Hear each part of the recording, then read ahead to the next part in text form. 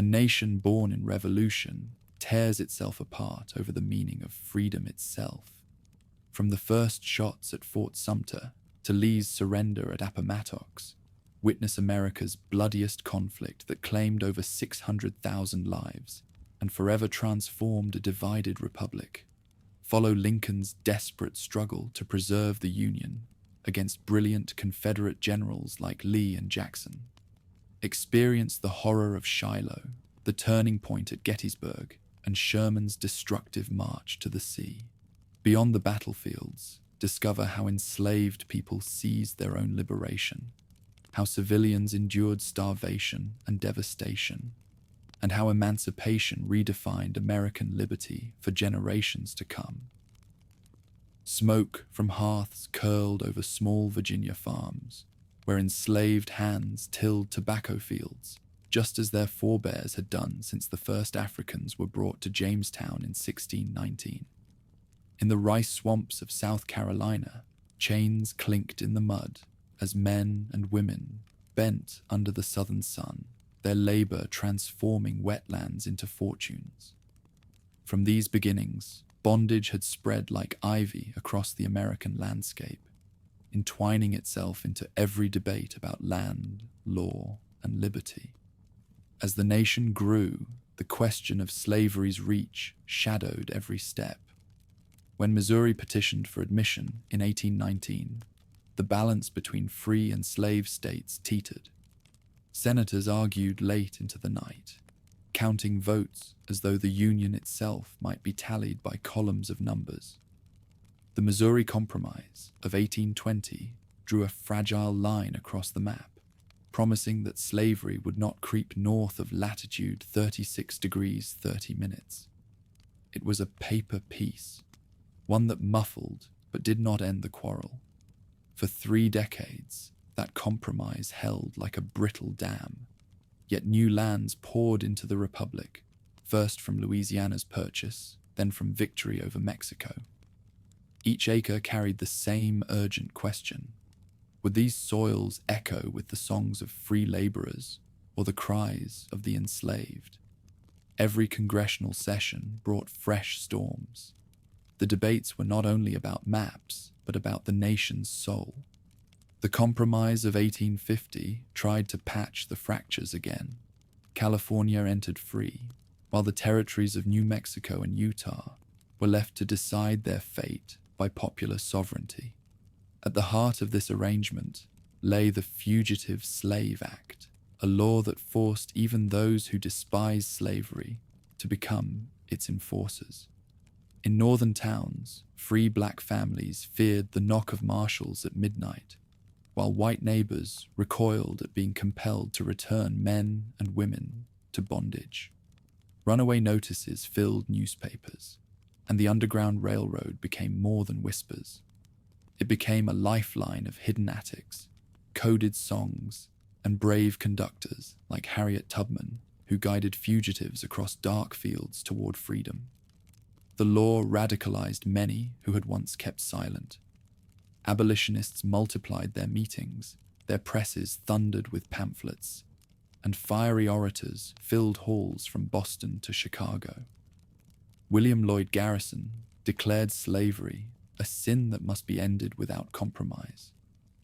Frederick Douglass, scarred by the lash yet armed with words sharp as steel, spoke with the authority of one who had lived the whip and survived. Each voice added fuel to a blaze that compromise could no longer contain. Meanwhile, the nation's two halves pulled further apart in ways beyond politics. In the factories of Lowell and Pittsburgh, smoke belched from chimneys, locomotives screamed across iron rails, and the hum of machinery announced an industrial future. Northern cities swelled with immigrants who worked long shifts but found freedom in their wages. By contrast, the South remained tied to its great plantations, fields of cotton stretching white as snow under the summer sun. Wealth concentrated in the hands of planters, whose mansions stood as monuments to human bondage. Two cultures had taken root in the same republic, one urban, restless and forward-looking. The other rural, hierarchical, and bound to the soil through enslaved labor. This divide sharpened when Stephen Douglas pushed the Kansas-Nebraska Act through Congress in 1854. It erased the old Missouri line, leaving new territories to decide for themselves whether to embrace slavery. The result was not orderly self-government, but bleeding Kansas. Settlers poured in with rifles as well as plows, determined to fix the territory's fate by force. Border ruffians from Missouri crossed rivers to stuff ballot boxes and intimidate opponents, while abolitionist settlers raised their own militias. Cabin roofs smoldered, printing presses were smashed, and gunfire crackled across prairies where farmers had once only feared drought or locusts. The violence proved that compromise was dead. On the floor of the Senate itself, passions turned to blood when Representative Preston Brooks of South Carolina struck Charles Sumner of Massachusetts with a cane until the chamber rang with horror. The attack symbolized the nation's descent from words to weapons. Courts joined the fray with decisions that deepened division. In 1857, the Supreme Court's ruling in Dred Scott versus Sanford declared that black men could claim no rights a white man was bound to respect, and that Congress had no authority to bar slavery from the territories. The judgment struck free states like a thunderclap. To many Northerners, it proved that slave power had seized not just Southern soil, but the very machinery of justice. In the streets, resistance took forms both humble and bold. Escaped slaves told their stories to Northern crowds, forcing audiences to confront the scars, chains, and families torn apart. Secret societies smuggled fugitives across the Ohio River, while in Southern newspapers, editors railed against these criminal conspiracies that threatened their way of life. Every escape was both a victory for liberty and an insult to slaveholders' honor, widening the rift. Then came John Brown, the gaunt figure whose eyes burned with apocalyptic certainty. After shedding blood in Kansas, he struck at Harper's Ferry in 1859, hoping to spark a general uprising of the enslaved. His raid failed, his men scattered or killed, and Brown himself went to the gallows with Bible in hand. Yet his words before execution, declaring that the crimes of slavery could be purged only with blood, rang in Northern ears long after the rope tightened. To the South, he was proof that abolitionists would stop at nothing. To the North, he became a martyr whose calm courage foreshadowed the struggles to come. By the eve of the 1860 election, the Union stood like a house split down the middle. Each compromise had been a bandage on a wound that never closed. In city streets and plantation parlors alike, men argued whether the Republic could endure half slave and half free. Railroads and rivers carried more than cotton and coal. They carried rumors of secession, whispers of war, and the certainty that the old balances could not hold forever. The storm gathered, waiting only for the spark that would ignite it. That spark would come with an election, but the fuse had been laid long before. In every lash of the whip, every runaway flight, every compromise signed in desperation. A nation that had once prided itself on liberty now stood on the brink of testing whether that liberty could survive its own contradictions. In the autumn of 1860, banners fluttered from balconies, brass bands played in crowded squares, and Americans argued with a passion that spilled from taverns to parlors, from city streets to frontier cabins. The nation prepared to choose its 16th president, but few believed the decision would pass like any ordinary election.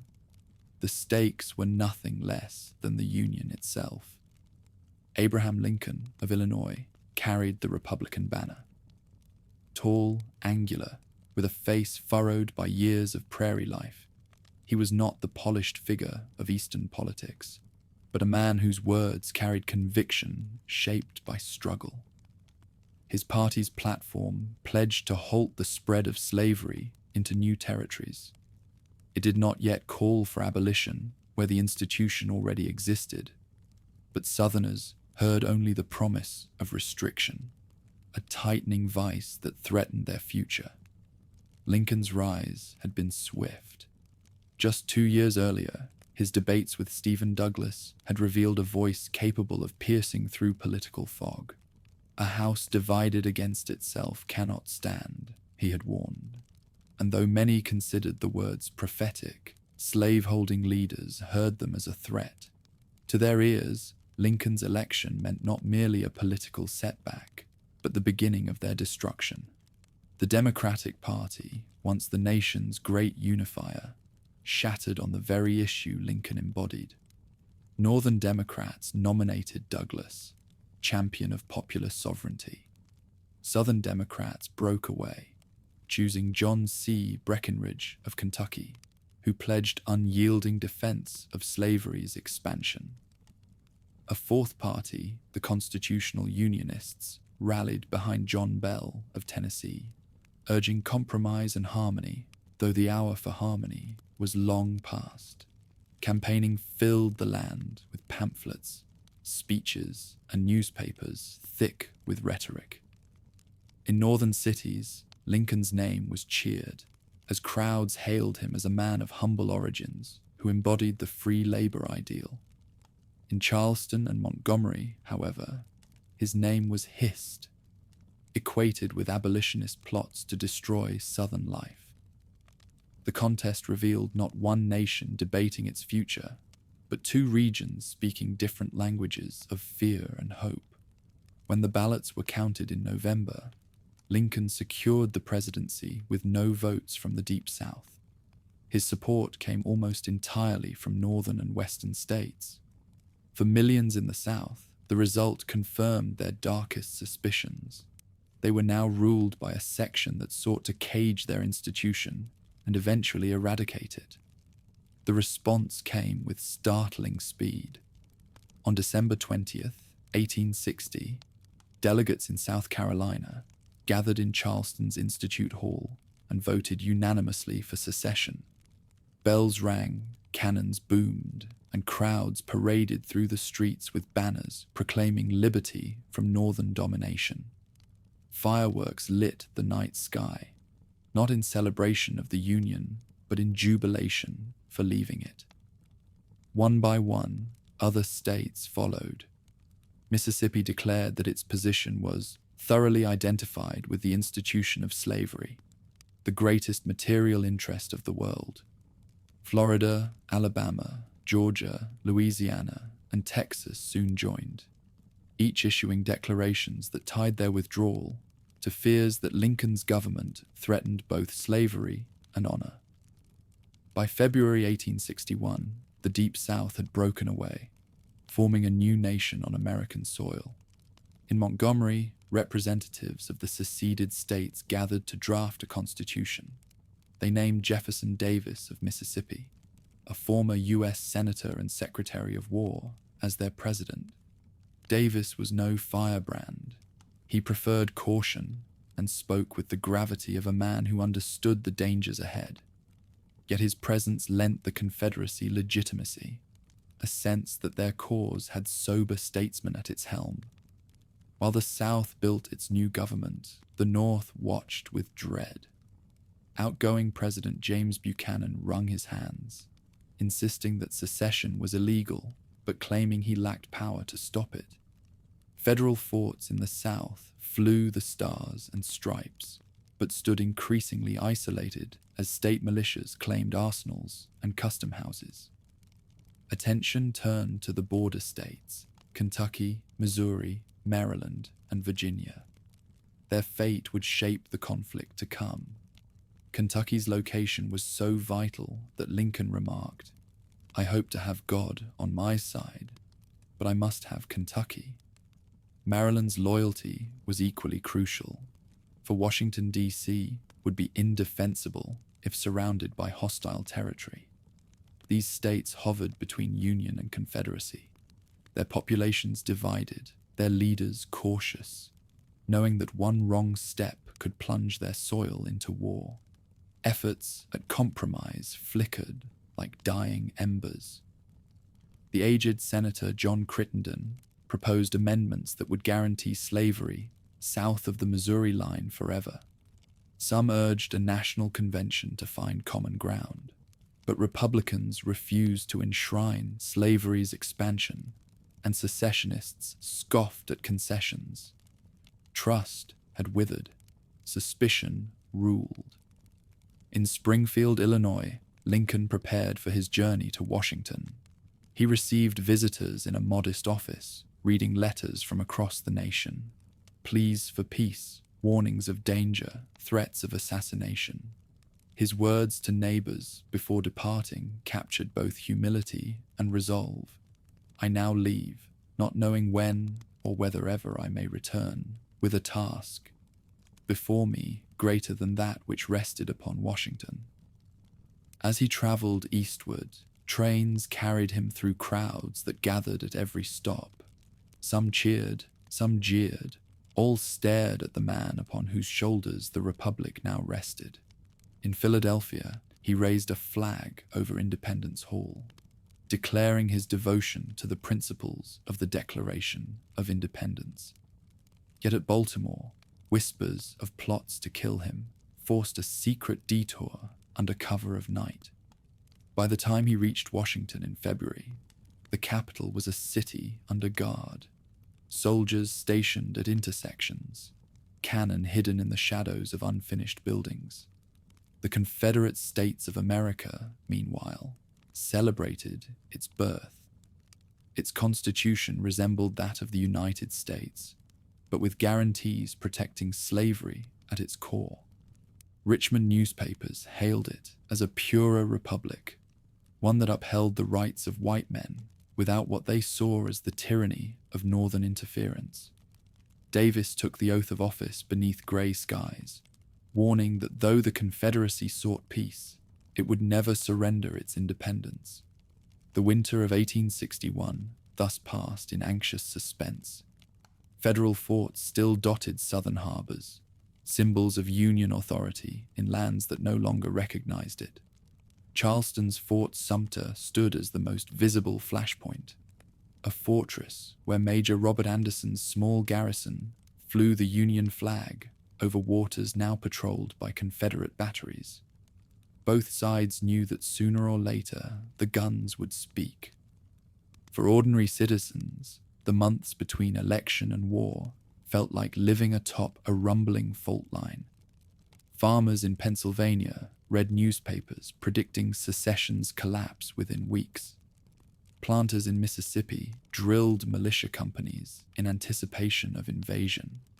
Merchants in New York worried about southern debts and trade, while enslaved men and women in cotton fields listened to whispered rumors that freedom might be near. The Union still existed on paper, but in hearts and homes it was already divided. By March, Lincoln stood upon the steps of the Capitol to deliver his inaugural address. The dome above him remained unfinished, its iron ribs stark against the sky, a fitting symbol of a nation still incomplete. His words pleaded for unity. We are not enemies, but friends. We must not be enemies. Yet behind his appeals lay firmness. The Union was perpetual, and he would enforce the laws of the United States. The crowd dispersed, knowing that peace balanced on a knife's edge. Compromise had failed, secession had spread, and two governments now claimed legitimacy across the same land. It would take only one spark to transform uncertainty into war. That spark lay waiting in Charleston Harbor. There, a stone fortress stood as the last reminder of federal authority in South Carolina. Fort Sumter had been constructed to guard one of the South's busiest ports, and by early 1861, it became the symbol of the Union's determination to hold its ground. Inside its thick walls, Major Robert Anderson commanded fewer than 100 men. Supplies dwindled by the day, and the garrison lived under the shadow of newly built Confederate batteries surrounding the harbor. The new government in Montgomery could not tolerate the flag of the United States flying above Sumter. President Jefferson Davis authorized General P.G.T. Beauregard, Anderson's former pupil at West Point, to demand surrender. When Anderson refused, Confederate guns opened fire on April 12, 1861. For 34 hours, cannon thunder echoed across the bay, shells arching through the smoke until flames spread through the interior of the fort. Not a single man on either side was killed during the bombardment, yet its political effect was immediate and irreversible. News traveled swiftly by telegraph. In Washington, President Lincoln received word that the garrison had evacuated after exhausting its ammunition. Across northern states, church bells rang and crowds gathered, anger turning into determination. The attack convinced many who had favored compromise that war was now unavoidable. Lincoln issued a call for 75,000 volunteers to suppress what he termed an insurrection. The response exceeded expectations, with thousands enlisting within days. The Confederacy also mobilized. Volunteers poured into state capitals from the Carolinas to Texas, carrying hunting rifles, shotguns, or nothing at all, expecting local authorities to provide equipment. Richmond, Nashville, and New Orleans saw parades of young men in homemade uniforms, some stitched from household fabric, their families watching with pride and fear. The president's proclamation transformed the political map. Virginia, Arkansas, Tennessee, and North Carolina, which had hesitated in the winter months, now chose to secede. Their leaders argued that Lincoln's call to arms revealed the true intention of the federal government, to use military force against fellow Americans. With their departure, the Confederacy nearly doubled its population and gained Virginia's industrial resources and strategic position. Maryland, Kentucky, and Missouri did not follow, though each state faced intense internal division. Maryland's proximity to Washington meant federal troops occupied key points to ensure the capital's safety. In Kentucky, Governor Beriah Magoffin declared neutrality, a position that satisfied neither camp. Missouri witnessed open conflict as Unionists and Secessionists clashed in towns and along railroads. Borderland loyalty was uncertain, and both governments understood the stakes. The initial enthusiasm for the war on both sides carried a sense that the conflict would be short. Crowds cheered departing regiments. Women pinned ribbons on uniforms, and newspapers predicted victory within months. In the North, many believed that the Union's larger population, stronger economy, and greater industrial capacity guaranteed quick success. In the South, confidence rested on martial tradition, the belief that superior fighting spirit could overcome numbers, and the expectation that cotton would secure international support. The Union began forming a strategy to strangle its opponent. General Winfield Scott, the aged hero of the Mexican War, proposed a broad plan to blockade southern ports and gain control of the Mississippi River, thereby dividing the Confederacy. Critics mocked his Anaconda plan as slow and cumbersome, yet its outline would guide Union efforts for the rest of the conflict.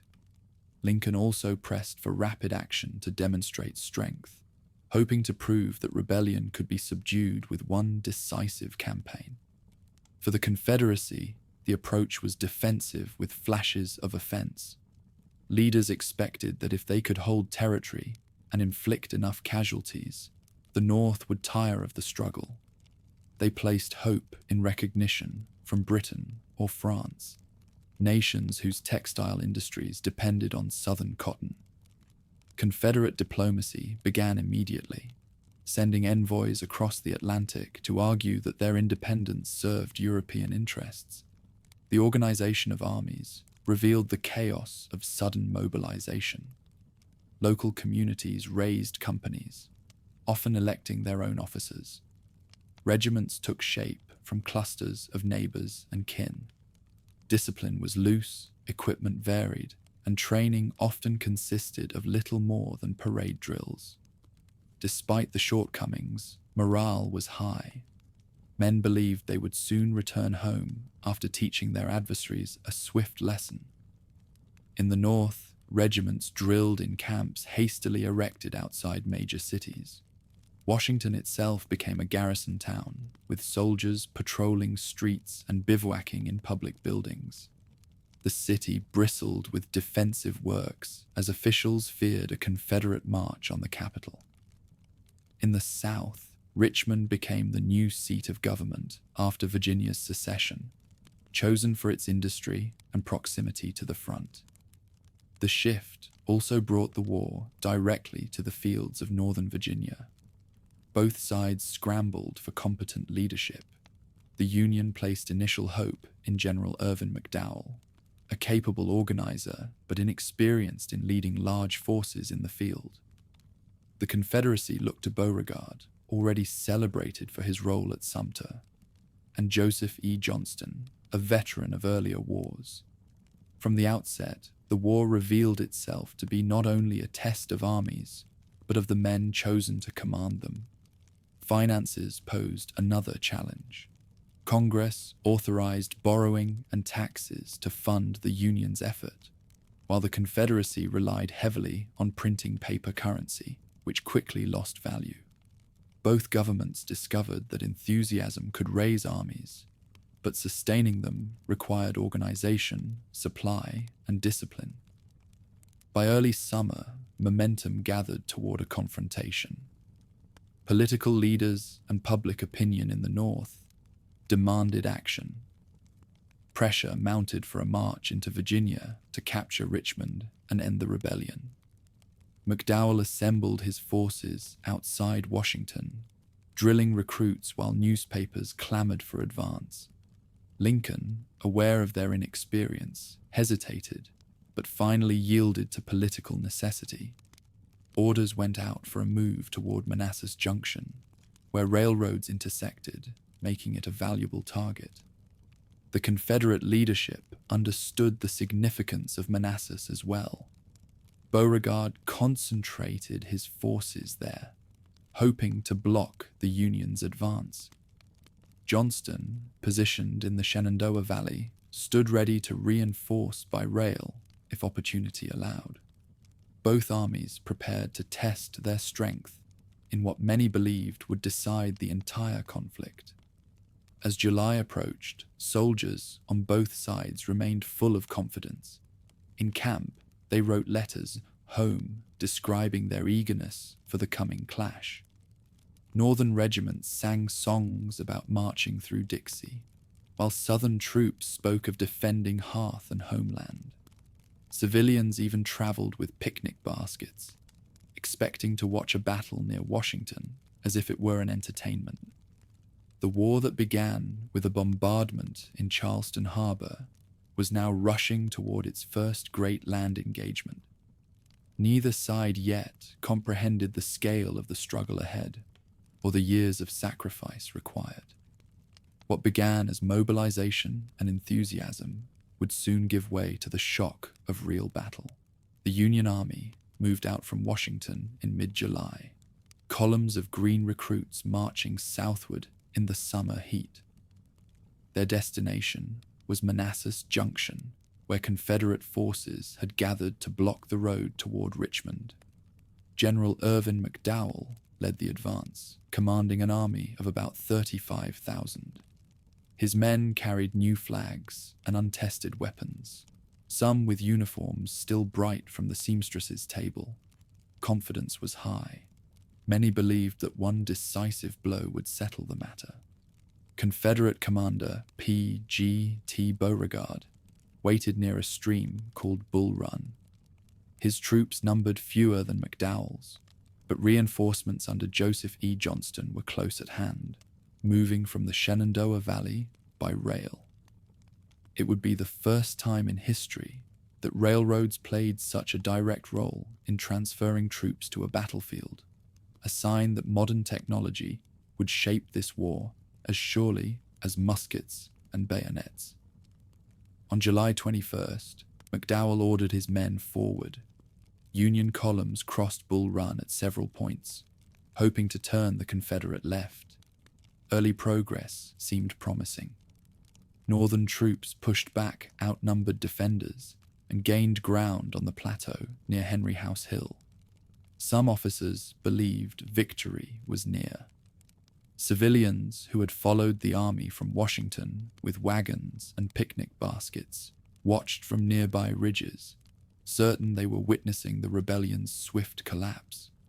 But the Confederates held firm. On Henry House Hill, Virginia troops under Thomas J. Jackson stood fast amid the confusion. His brigade formed a solid line, repulsing charge after charge.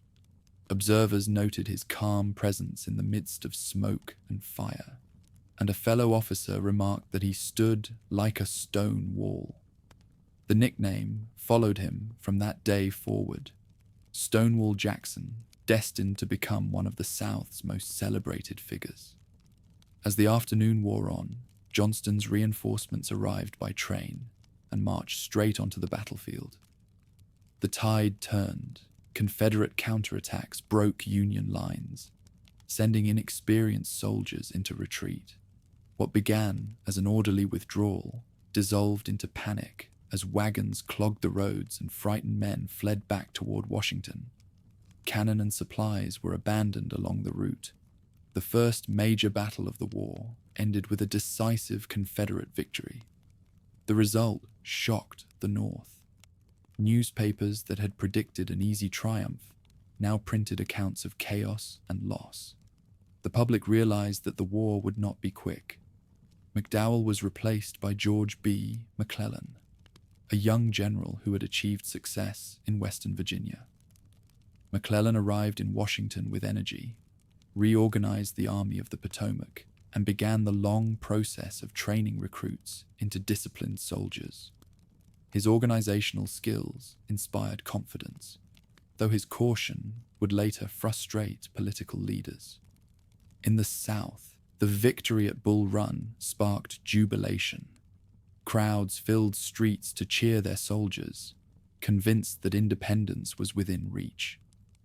Some leaders even suggested that a march on Washington might end the conflict immediately. Yet Confederate forces were too disorganized to exploit their success. They remained near Manassas, strengthening defenses while the larger struggle unfolded. The war expanded beyond Virginia. In the Western Mountains, Unionists in Virginia's northwestern counties opposed secession. They resisted Richmond's authority and petitioned for statehood. By the end of the year, their efforts laid the groundwork for the creation of West Virginia, a state loyal to the Union carved from Confederate territory. On the seas, Lincoln's administration began enforcing a blockade of southern ports. Warships patrolled the Atlantic coast and the Gulf of Mexico, aiming to choke off cotton exports and deny supplies to the Confederacy. The effort started slowly. Too few ships covered too many miles of coastline, but the strategy marked the beginning of a long economic squeeze. Smugglers and blockade runners still slipped through, yet every captured vessel reminded the South that isolation threatened its survival as much as battlefield defeat. The summer and autumn of 1861 also revealed the depth of division within border states. Missouri descended into violence when pro-secession Governor Claiborne Jackson clashed with Unionist forces. Skirmishes broke out near St. Louis, and guerrilla warfare spread through the countryside. Kentucky's declaration of neutrality collapsed under pressure as Confederate troops entered the state, prompting federal forces to secure key positions. Control of these borderlands became a contest as vital as the campaigns in Virginia. Volunteer armies swelled on both sides. Training camps filled the landscapes of Ohio, Pennsylvania, Tennessee, and Georgia.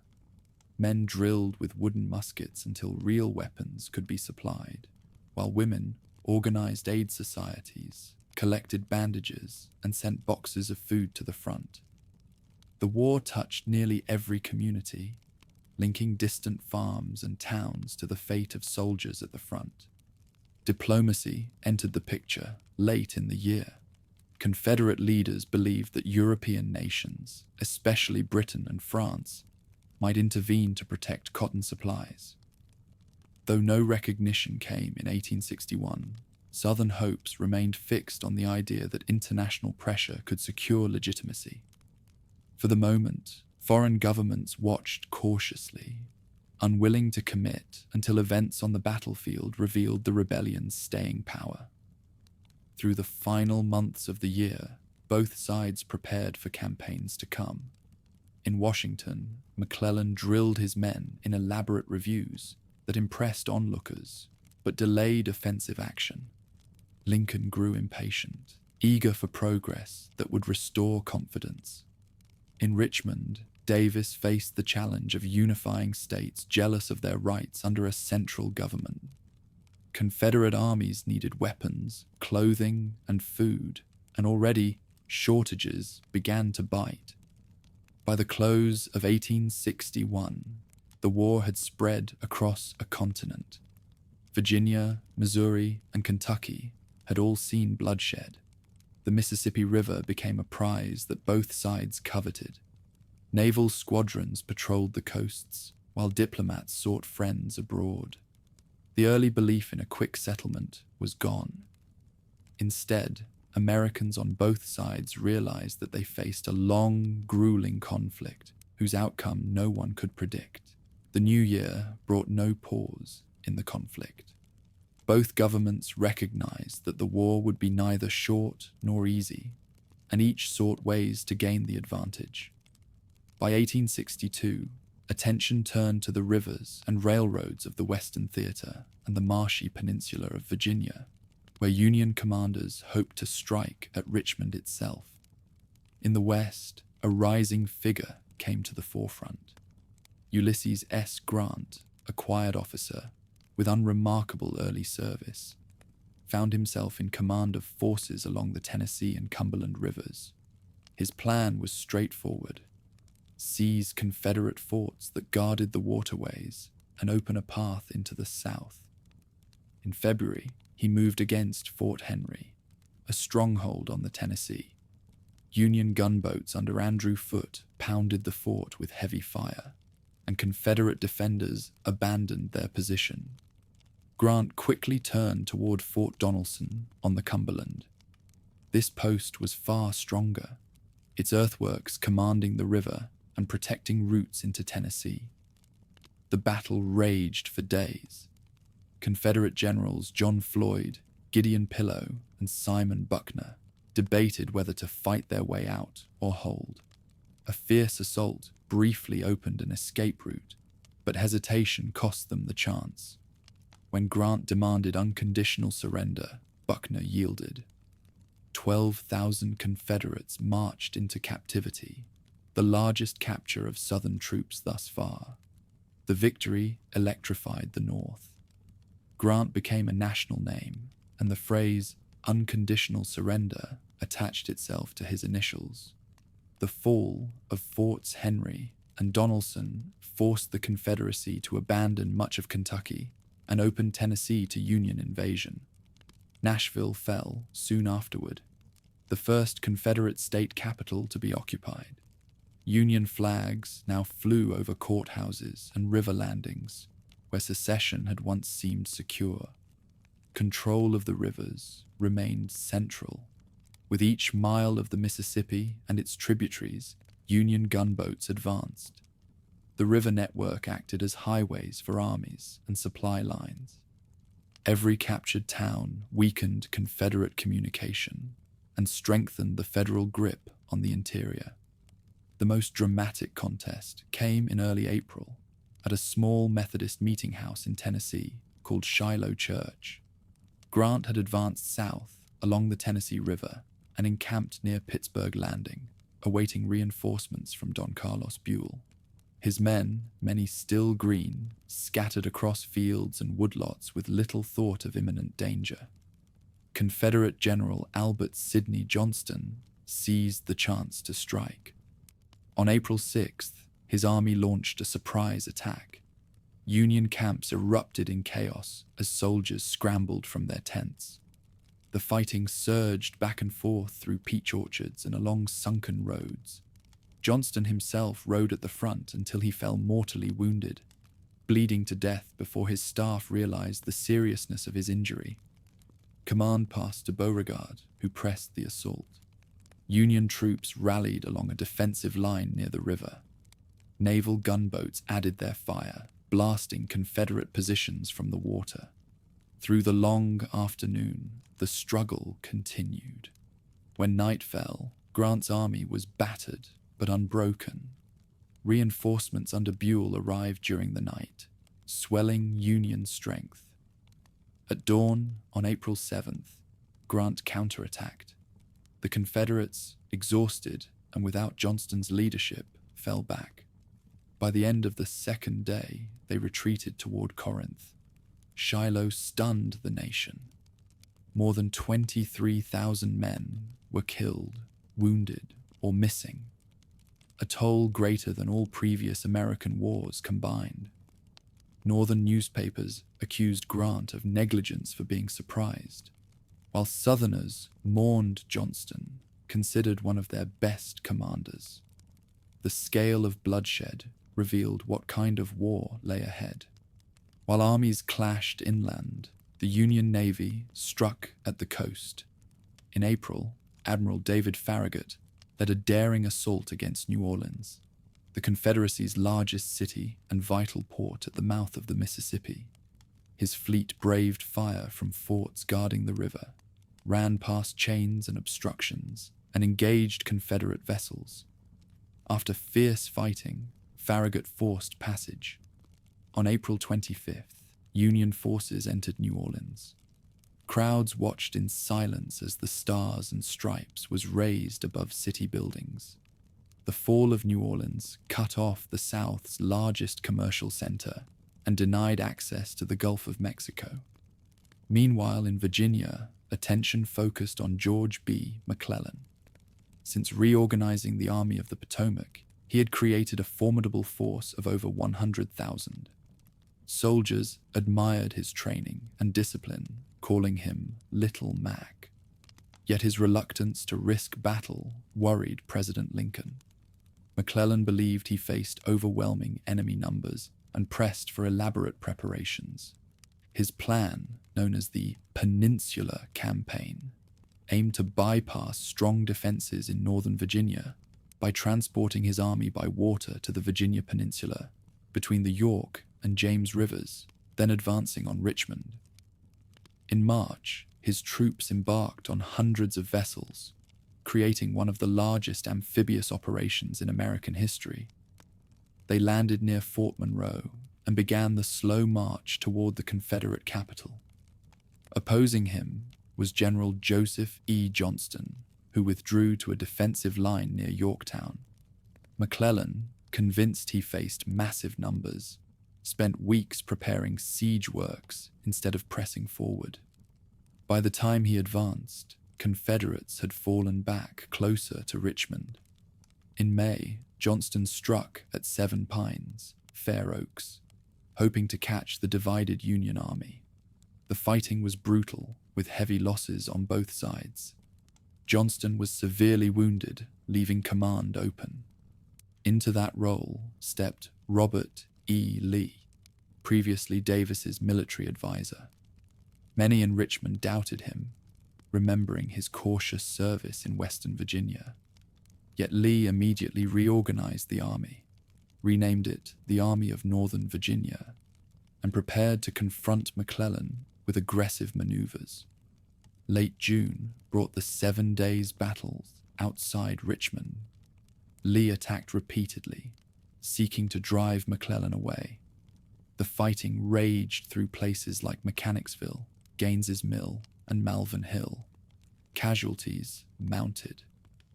Though McClellan's men fought hard, their commander grew increasingly convinced he was outnumbered and withdrew down the peninsula. Richmond remained in Confederate hands, and Lee emerged as the South's foremost commander. The failures on the peninsula deeply disappointed the North. After the optimism of Donelson, Shiloh, and New Orleans, hopes for a quick capture of the Confederate capital collapsed. Lincoln grew frustrated with McClellan's caution, noting that the Union always seemed to have a vast army doing nothing. Yet McClellan's soldiers continued to admire him, convinced their setbacks came from Washington's interference rather than his decisions. On the southern side, the arrival of Lee gave new confidence. His willingness to take risks contrasted with earlier defensive strategies. The Confederacy, though battered in the west, could still boast that its capital had survived a massive offensive. Morale lifted, and Richmond celebrated the general who would become its symbol of resistance. Away from the main theaters, the Confederate Congress introduced a measure that revealed the strain on manpower: the Conscription Act of 1862. For the first time in American history, a draft compelled service.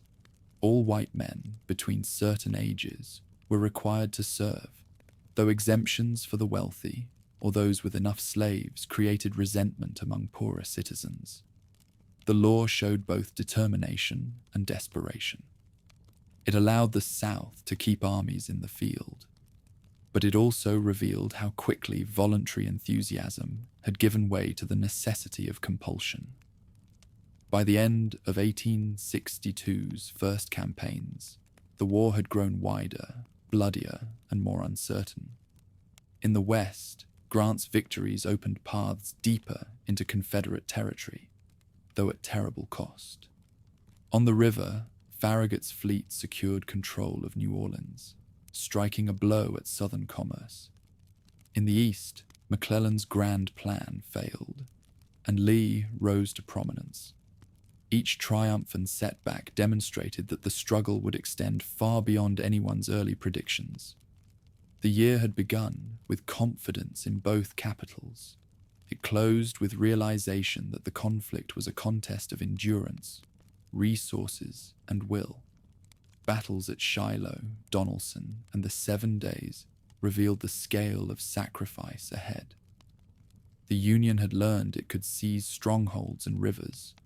The Confederacy had proved it could protect its capital under determined leadership.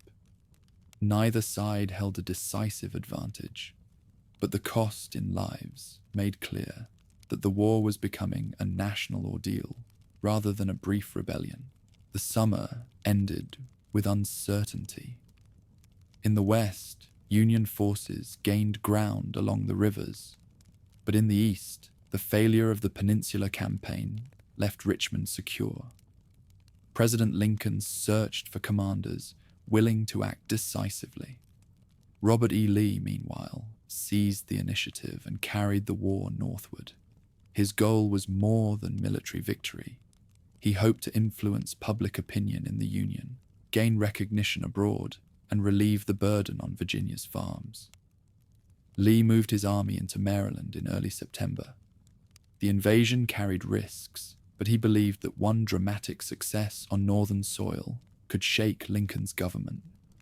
McClellan, restored to command after John Pope's defeat at the Second Battle of Bull Run, shadowed the Confederate advance. His caution remained, yet fortune handed him a rare chance. Union soldiers discovered a misplaced copy of Lee's orders wrapped around cigars. The document revealed the division of Confederate forces and their movements. McClellan held in his hand what should have been the key to a decisive victory. Even with this intelligence, McClellan delayed. His hesitation allowed Lee to gather strength near the small town of Sharpsburg, beside a creek called Antietam. On September 17, 1862, Union forces attacked. What followed became the bloodiest single day in American history.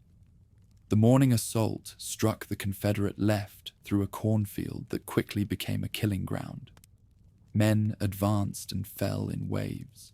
Stalks cut down with them until the ground was littered with bodies. In the center, Union soldiers charged a sunken road that defenders turned into a natural trench. Hours of musket fire piled men 3 deep, the path forever after called the Bloody Lane. On the southern flank, Union troops crossed Antietam Creek at Burnside's Bridge, under withering fire from Georgians positioned on high ground. Progress came only after repeated attacks. By evening, both armies were shattered. Nearly 23,000 casualties lay across the fields, killed, wounded, or missing. Neither side could claim a clear tactical victory. Lee held his ground, but eventually withdrew across the Potomac, ending his invasion. McClellan, despite superior numbers and the knowledge of Lee's divided forces, failed to destroy the Confederate army. Yet strategically, the day belonged to the Union. Lee's retreat denied him the triumph he sought on northern soil. For Lincoln, Antietam provided the opening he had waited for. He had long considered a proclamation of emancipation, but feared issuing it after defeat would seem desperate. Now, with Lee's advance halted, he acted. On September 22nd, he announced that unless the Confederate States returned to the Union by January 1st, 1863, their enslaved people would be declared free. The Emancipation Proclamation redefined the war. Until then, the Union had fought primarily to preserve the nation. Now, it also fought to end slavery in rebellious states. The decree did not apply to loyal border states or areas already under Union control, but its symbolic power was immense. Enslaved men and women heard the news with hope, interpreting it as a promise of liberation tied to Union victory. Abolitionists rejoiced that the struggle for freedom had at last become official policy. The proclamation carried international consequences. Britain and France had watched closely, considering recognition of the Confederacy. Many in Europe sympathized with Southern independence, but once the Union declared the fight a battle against slavery, the calculus changed. Public opinion in Britain, especially among working classes opposed to bondage, made open support for the South politically impossible. Diplomats in London and Paris turned away from intervention. This change also transformed the Union Army. The government now authorized the enlistment of black soldiers. Recruitment began slowly, but by war's end, nearly 180,000 African American men would serve in the federal ranks, about 1/10 of the entire force. Their participation not only added manpower, but also gave the struggle a moral dimension that no retreat could erase. Meanwhile, the conflict pressed on with renewed ferocity. In December 1862, Union forces under Ambrose Burnside attempted to seize Fredericksburg, Virginia. The attack proved disastrous. Federal troops charged repeatedly across open ground against fortified Confederate positions on Murray's Heights. The result was slaughter. Thousands fell in futile assaults. The defeat plunged Northern morale into despair once more. A stark reminder that emancipation had not guaranteed military success. Yet even amid setbacks, the larger currents shifted. The South could claim battlefield victories, but it could not undo the proclamation's political weight. Every enslaved person who fled to Union lines weakened the Confederate economy and strengthened the Northern cause. Plantations struggled as laborers left or resisted. The promise of freedom created pressure that no Confederate law could counter. Lincoln himself recognized the magnitude of what had begun. In private letters, he admitted that he had taken a step from which there was no retreat. The nation's struggle was now bound to the fate of 4 million enslaved people. The war for Union had become a war for liberty. By the close of 1862, both sides understood that they faced a prolonged contest. The The Union had halted Lee's first northern advance and claimed the moral high ground through emancipation. The Confederacy, though battered, still stood, its armies unbroken and its people determined. But the terms of the struggle had changed forever. No compromise settlement could restore the Union as it had been. Victory, whenever it came, would have to secure both national unity and human freedom.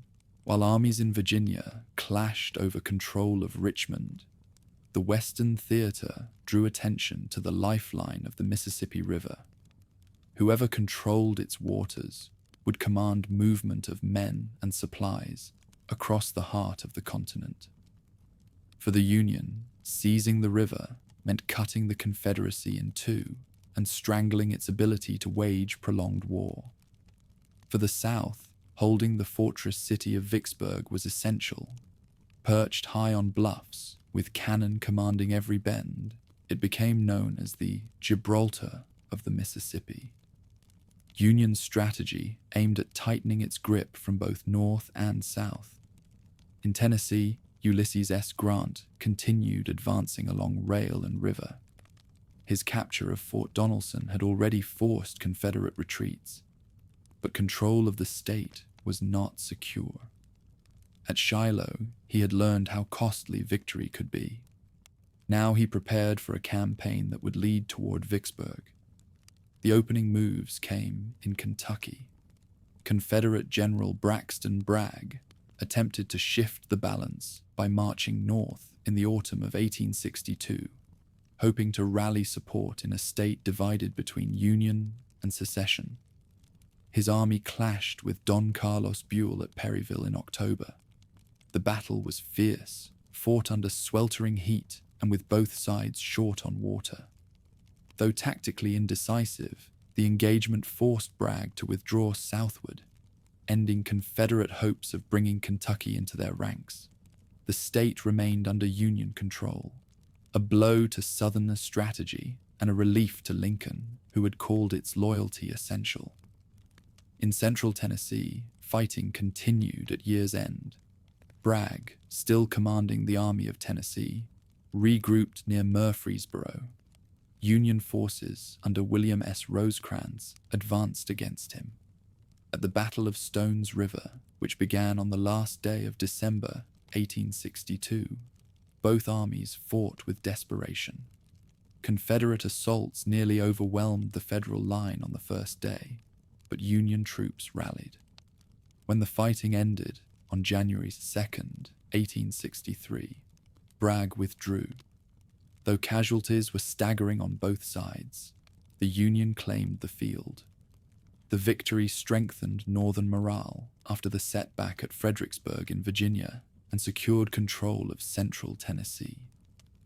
Meanwhile, Grant concentrated on his main objective, the Mississippi. Vicksburg defied easy capture. Swamps, bayous, and shifting channels made direct approaches difficult. Grant tried several maneuvers to reach the city. He attempted to dig canals that would bypass Confederate defenses and allow his transports to slip past, but floods and mud thwarted the effort. Expeditions into the bayous bogged down. Soldiers hacked through trees and waded through waist-deep water, only to find impassable obstacles.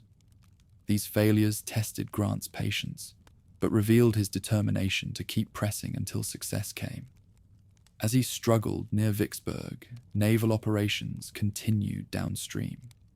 Admiral David Porter supported Grant with gunboats, while earlier victories had already placed New Orleans in Union hands. Together, the Army and Navy sought to squeeze the Confederacy's vital artery. Supplies from Texas and Arkansas, once floated across the river, now faced increasing risk. The South clung to Vicksburg as the keystone of its defense. The Union's growing strength in the West contrasted with challenges in the East.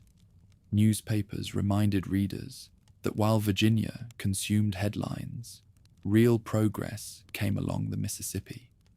Lincoln himself observed that control of the river was key. Once in Union hands, the rebellion would be divided and weakened beyond repair. Confederate civilians felt the pressure.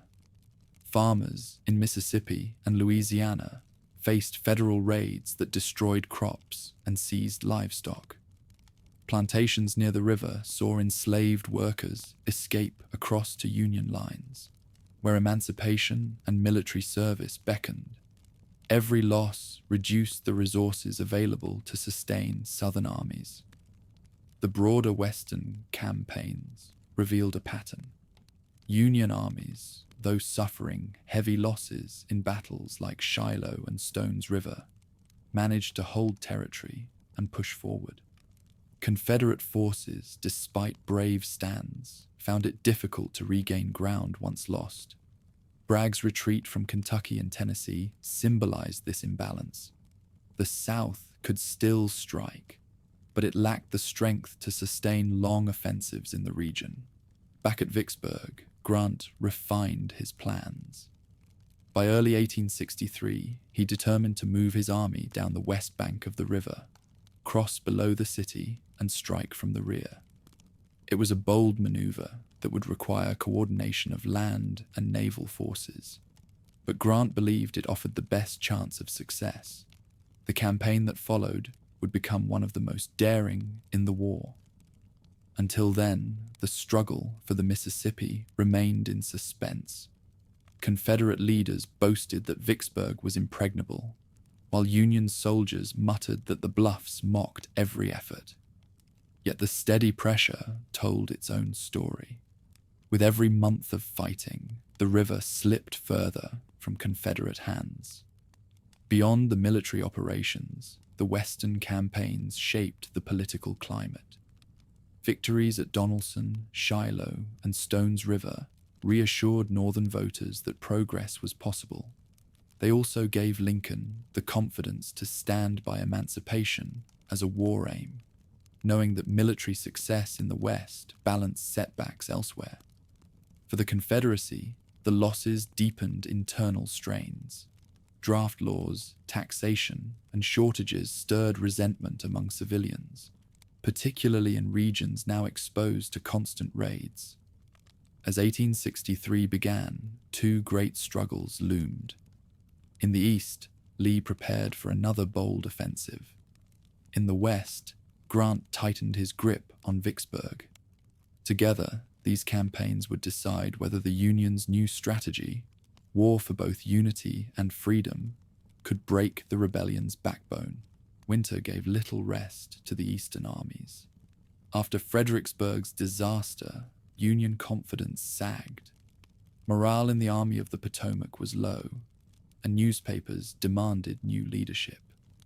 President Lincoln replaced Ambrose Burnside with Joseph Hooker, an officer known for both his fighting spirit and his criticism of superiors.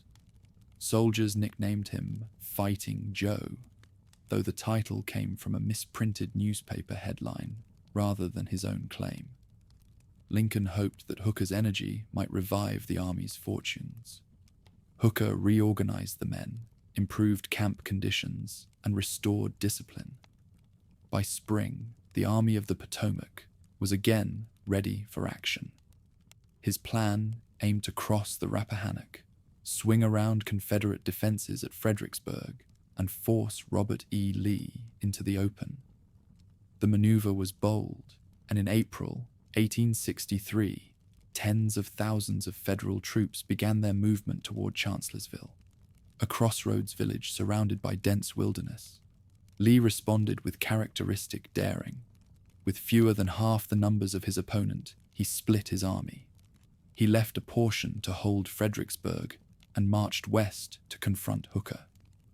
Even then, he divided again, sending Stonewall Jackson on a wide flanking march through the woods. On May 2nd, Jackson's corps fell upon the unsuspecting Union right.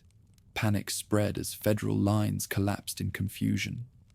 It was one of the most stunning tactical surprises of the war. The Confederate triumph came at a heavy price. As Jackson reconnoitered after dark, his own men mistook him for an enemy and fired. He was struck by multiple bullets and his left arm was amputated. Days later, pneumonia set in, and on May 10th, he died. Lee mourned the loss deeply, saying, "He has lost his left arm, but I my right." The Confederacy celebrated victory at Chancellorsville, yet Jackson's death deprived it of one of its most brilliant commanders. For the North, defeat bred anger. Hooker's campaign had promised much, but delivered retreat. Lincoln lamented that he could not find a general who would act decisively. Still, the war pressed on, and events quickly shifted the focus northward once more. Lee, emboldened by success, resolved to carry the fight across the Potomac a second time. He hoped to relieve Virginia's farms of constant campaigning, gather supplies from Pennsylvania's countryside, and perhaps win a battle that would shake Northern determination to continue the struggle. Union command changed yet again. In June, Lincoln replaced Hooker with George Gordon Meade, a professional soldier respected by peers, but little known to the public. He assumed leadership just days before Lee's army crossed into Pennsylvania. Federal cavalry under John Buford first encountered the Confederates near the town of Gettysburg on July 1st, 1863. Skirmishes quickly escalated into full battle. The first day ended badly for the Union. Confederate forces drove Northern troops through the streets and onto high ground south of town. That night, reinforcements streamed in on both sides, setting the stage for one of the largest battles ever fought on the continent. On July the 2nd, Lee ordered assaults against the Union flanks. Fighting raged at places whose names became etched in memory: the wheat field, the peach orchard, Devil's Den, and Little Round Top. Union Colonel Joshua Lawrence Chamberlain and his regiment from Maine held the far left of the line. When ammunition ran low, he ordered a desperate bayonet charge that pushed back the enemy and secured the flank. The day ended with the Union still in possession of the critical ridgeline known as Cemetery Hill and Cemetery Ridge. Lee, convinced that the Northern center could be broken, prepared for a massive assault on July 3rd. Nearly 13,000 Confederates advanced across open fields toward the Union position. The attack, remembered as Pickett's Charge, moved under heavy artillery fire. As the lines reached the ridge, Northern infantry poured volleys into their ranks. Within an hour, the grand assault collapsed, leaving thousands of Southerners dead or wounded. Survivors staggered back across the fields, and Lee admitted responsibility, telling his men that the failure was his alone. The 3 days at Gettysburg left more than 50,000 casualties on both sides. The scale of suffering stunned the nation. Farms and barns became hospitals, and the town struggled under the weight of dead and wounded. Lee retreated back into Virginia, his hope of decisive victory dashed. Meade, though victorious, declined to pursue aggressively, allowing the Confederate army to escape. Lincoln, while relieved by the result, lamented the lost chance to end the war more quickly. News from Pennsylvania coincided with developments in the West. On July 4th, Vicksburg fell to Grant after a long siege. The twin blows of Gettysburg and Vicksburg marked the summer of 1863 as a turning point. Union arms had stopped Lee's northern advance and gained full control of the Mississippi. Still, triumph carried its own strains. In New York City that July, anger over the draft law erupted into violence. Crowds, many of them working-class immigrants, rioted for days. They attacked government buildings, set fire to property, and turned their fury on black residents, whom they blamed for the war. Federal troops were rushed from the Gettysburg battlefield to restore order. The draft riots revealed deep divisions in the North and the heavy price of sustaining a long war. Southern morale, meanwhile, wavered. The losses at Vicksburg and Gettysburg undermined confidence in ultimate victory. Still, the Confederacy remained determined, drawing strength from the leadership of Lee and the resilience of its people. For many, defeat only reinforced their resolve to resist what they saw as invasion. The campaigns of 1863 demonstrated the war's shifting balance. The Confederacy could still win on the battlefield, as at Chancellorsville, but each victory came with irreplaceable costs. The Union, despite setbacks, had the manpower and resources to recover and strike again. With the Mississippi secured and Lee checked, the strategic tide leaned northward. By the close of the year, soldiers and civilians alike recognized that the war had entered a new phase. The South no longer threatened to win recognition abroad, and the North had proven it could deliver blows of lasting consequence. The price was staggering, yet the direction of the struggle had begun to turn. When Robert E. Lee withdrew from Pennsylvania after Gettysburg, news traveled westward almost at the same time that another decisive struggle reached its climax. Along the Mississippi, Ulysses S. Grant tightened the noose around Vicksburg. The fall of this stronghold, paired with the check of Lee's army, would transform the summer of 1863 into a moment of lasting consequence for the Union cause. Grant had spent months probing the city's defenses. Earlier efforts through bayous and canals had failed, leaving critics impatient, but he refused to abandon the objective. In April, he launched a bold maneuver, marching his troops down the west bank of the river, ferrying them across below the fortress with the Navy's help, and then striking inland to cut Vicksburg off from reinforcement. It was a gamble, for it meant leaving his supply line exposed. Grant instead relied on the countryside, feeding his army from captured stores as he moved rapidly toward the city. His soldiers fought a series of sharp battles at Port Gibson, Raymond, Jackson, and Champion Hill, defeating scattered Confederate forces and driving them back into Vicksburg. By late May, Grant's men stood before the city's earthworks. 2 direct assaults failed at heavy cost. The defenders, commanded by John C. Pemberton, held firm behind fortifications dug into ridges and ravines. Realizing that storming the position would only bring needless slaughter, Grant chose to besiege. The siege of Vicksburg stretched into weeks. Union trenches crept closer each day, sappers digging through the hot Mississippi clay. Federal artillery fired steadily, joined by gunboats on the river. Inside the city, civilians and soldiers endured constant bombardment. Families took shelter in caves dug into the hillsides, cooking meals over small fires while shells exploded outside. Food grew scarce. Mules, dogs, and even rats found their way onto dinner tables. The misery hardened both resolve and despair. Pemberton sent pleas for help, but Confederate forces under Joseph E. Johnston, positioned to the east, never mounted a serious attempt at relief. The Union grip was too strong, and the coordination between Grant and Admiral Porter's fleet blocked every approach. By late June, exhaustion and starvation gnawed at the garrison. Letters from soldiers spoke of empty stomachs and hopeless prospects. Civilians begged for mercy. Grant pressed his advantage. Mines exploded beneath Confederate lines, blasting craters that Federal troops rushed to occupy. The circle tightened relentlessly.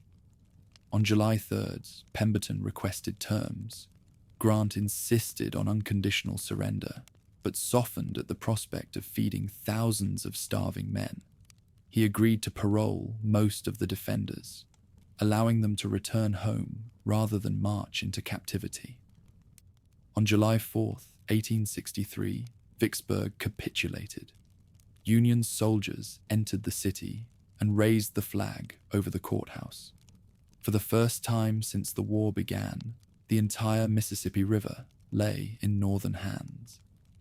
Lincoln, upon hearing the news, declared, "The Father of Waters again goes unvexed to the sea." The Confederacy was split in two. Supplies from Texas and Arkansas could no longer reach the eastern states with ease, and morale across the South plummeted. The coincidence of timing magnified the impact. Within days of Lee's retreat from Gettysburg, the Union also celebrated control of the river. Together, the victories marked the war's great turning point. Newspapers that had once doubted ultimate success now spoke of final triumph, though all understood much fighting remained. For Grant, Vicksburg cemented his reputation. Critics who had questioned his methods now praised his determination. He had accepted risks, maneuvered boldly, and held firm under pressure. In Washington, leaders began to see him as the general who might at last bring consistent victories. His promotion to higher command soon followed. The fall of the city also altered the lives of thousands who had been enslaved in the Mississippi Valley. As Union armies advanced, freedom became a tangible reality. Men enlisted in new regiments of the United States Colored Troops, eager to fight for the cause that had emancipated them. Families left plantations to seek safety behind federal lines. Vicksburg's surrender symbolized not only strategic success, but also the spread of liberation along the river. For the Confederacy, the blow was severe. Citizens lamented the loss of their Gibraltar.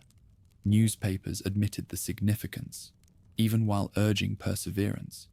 Jefferson Davis mourned the division of his nation, but sought to reassure that the fight would continue. Still, the sense of inevitability began to grow.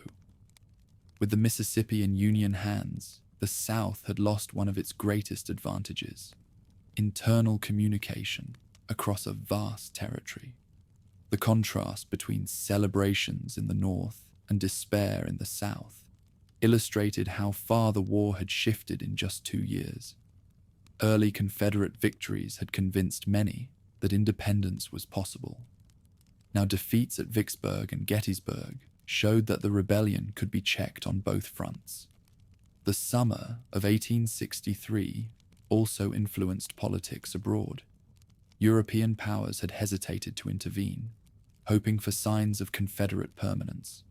The twin defeats persuaded them otherwise. Recognition receded as an option. Britain and France, facing their own concerns, saw little profit in supporting a cause that seemed increasingly fragile. Union strategy, too, evolved. With the river secure, attention turned to pressing deeper into the heart of the South.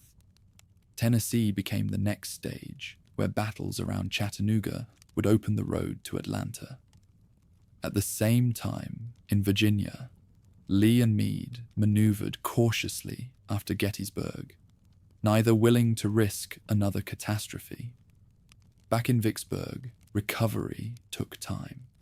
The city lay battered, its people scarred by months of siege. Yet the reopening of the river unleashed commerce once more. Steamboats carrying federal troops and supplies steamed past the bluffs, symbols of a reunited artery. The Mississippi, which had once divided free and slave states, now flowed under the banner of Union control. The fall of Vicksburg did not end the war, but it reshaped it. The Confederacy could no longer claim to control its own lifeline. Grant emerged as the Union's foremost commander, and the people of the North, buoyed by 2 great victories in 1 week, began to believe that the tide had turned decisively. As summer turned to autumn, new campaigns beckoned. Tennessee became the next theater of decision, where armies would clash at Chickamauga and Chattanooga. Out of those contests, Grant's star would rise even higher, setting him on the path toward overall command. The war that had begun with scattered battles was now entering a phase of grand strategy, with victories at Vicksburg and Gettysburg serving as the foundation. The victories at Gettysburg and Vicksburg gave the Union new momentum, yet the conflict was far from settled. The Confederacy still controlled vast territory, and its armies remained formidable. As 1863 moved into its final months, the struggle shifted to Tennessee and northern Georgia, where the fate of the interior South would be decided. Confederate General Braxton Bragg held command of the Army of Tennessee. Morale among his men was poor. Disputes with subordinates undermined his authority. Still, he possessed a sizable force and the determination to resist Union advances. Opposing him was William S. Rosecrans, whose Army of the Cumberland had gained credit for victory at Stone's River and maneuvered Bragg out of central Tennessee. Rosecrans now pressed southward, aiming to capture Chattanooga, a city whose railroads made it the gateway to the Deep South. In late summer, Rosecrans executed a brilliant flanking movement that forced Bragg to abandon Chattanooga without major battle. Union troops entered the city in September 1863, raising hopes in Washington that progress would continue swiftly. Yet the victory carried danger.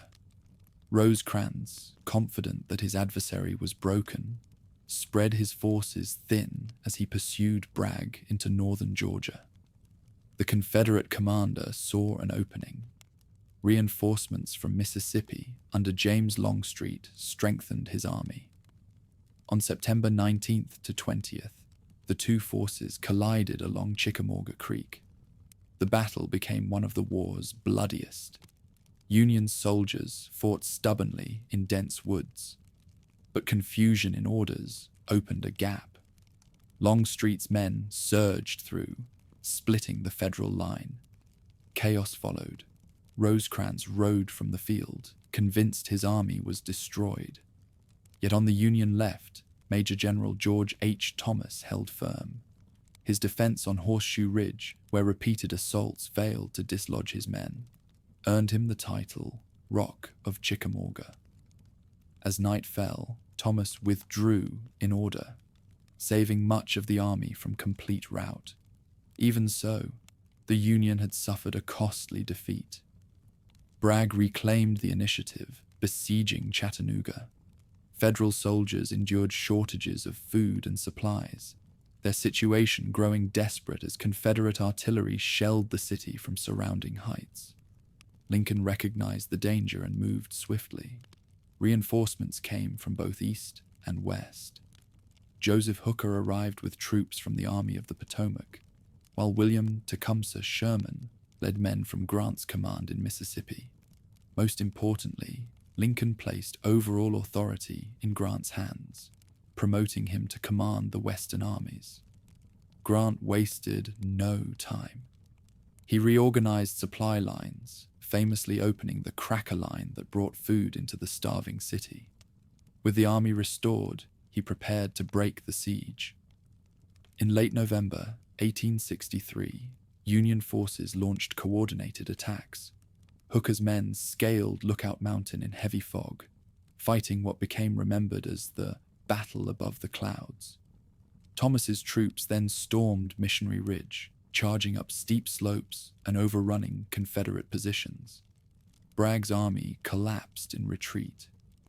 The victory at Chattanooga secured Tennessee for the Union and opened the road into Georgia. It also confirmed Grant's reputation as the nation's most effective general.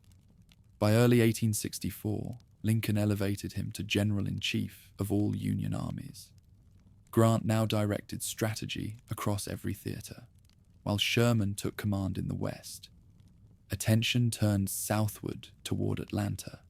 Sherman's task was enormous: to drive through northern Georgia, defeat Joseph E. Johnston's Confederate army, which replaced Bragg after his failures, and capture the city that served as a vital rail hub and industrial center for the Confederacy.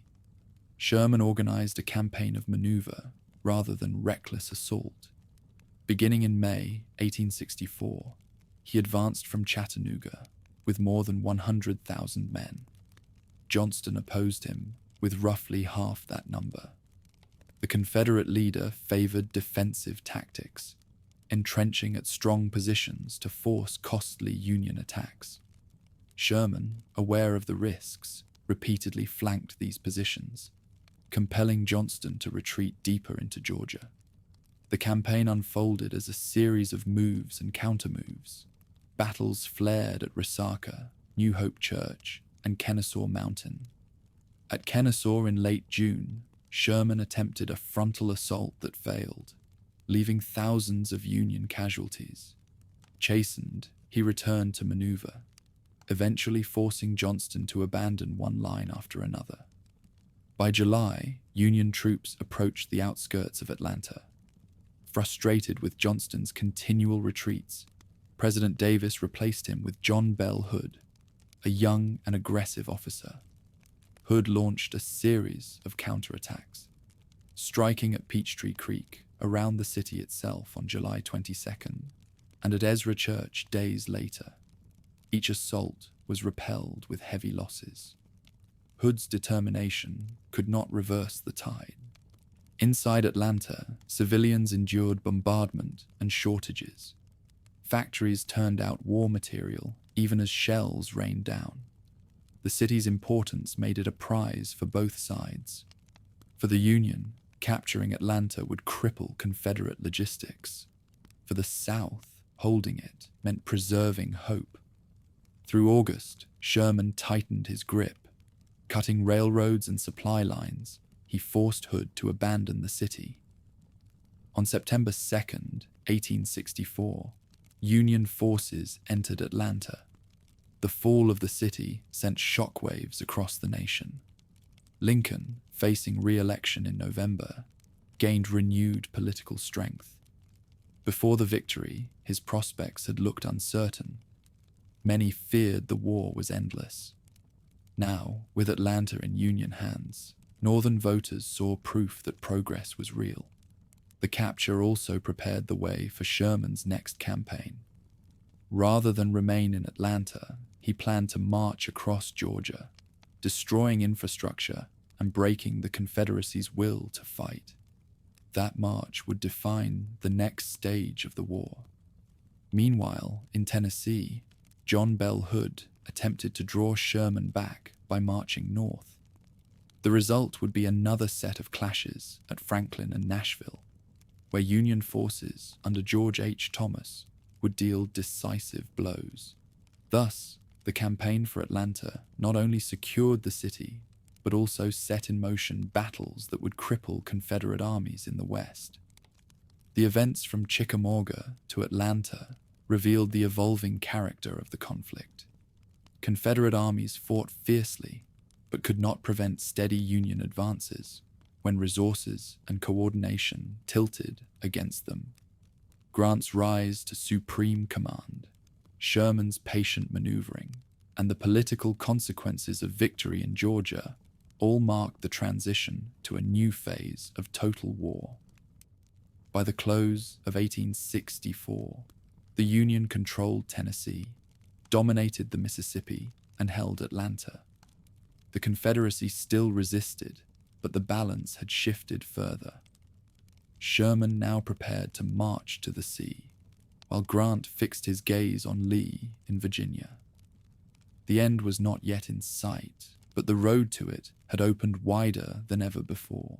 When Ulysses S. Grant assumed overall command in the spring of 1864, he did not relocate to Washington to direct the war from behind a desk.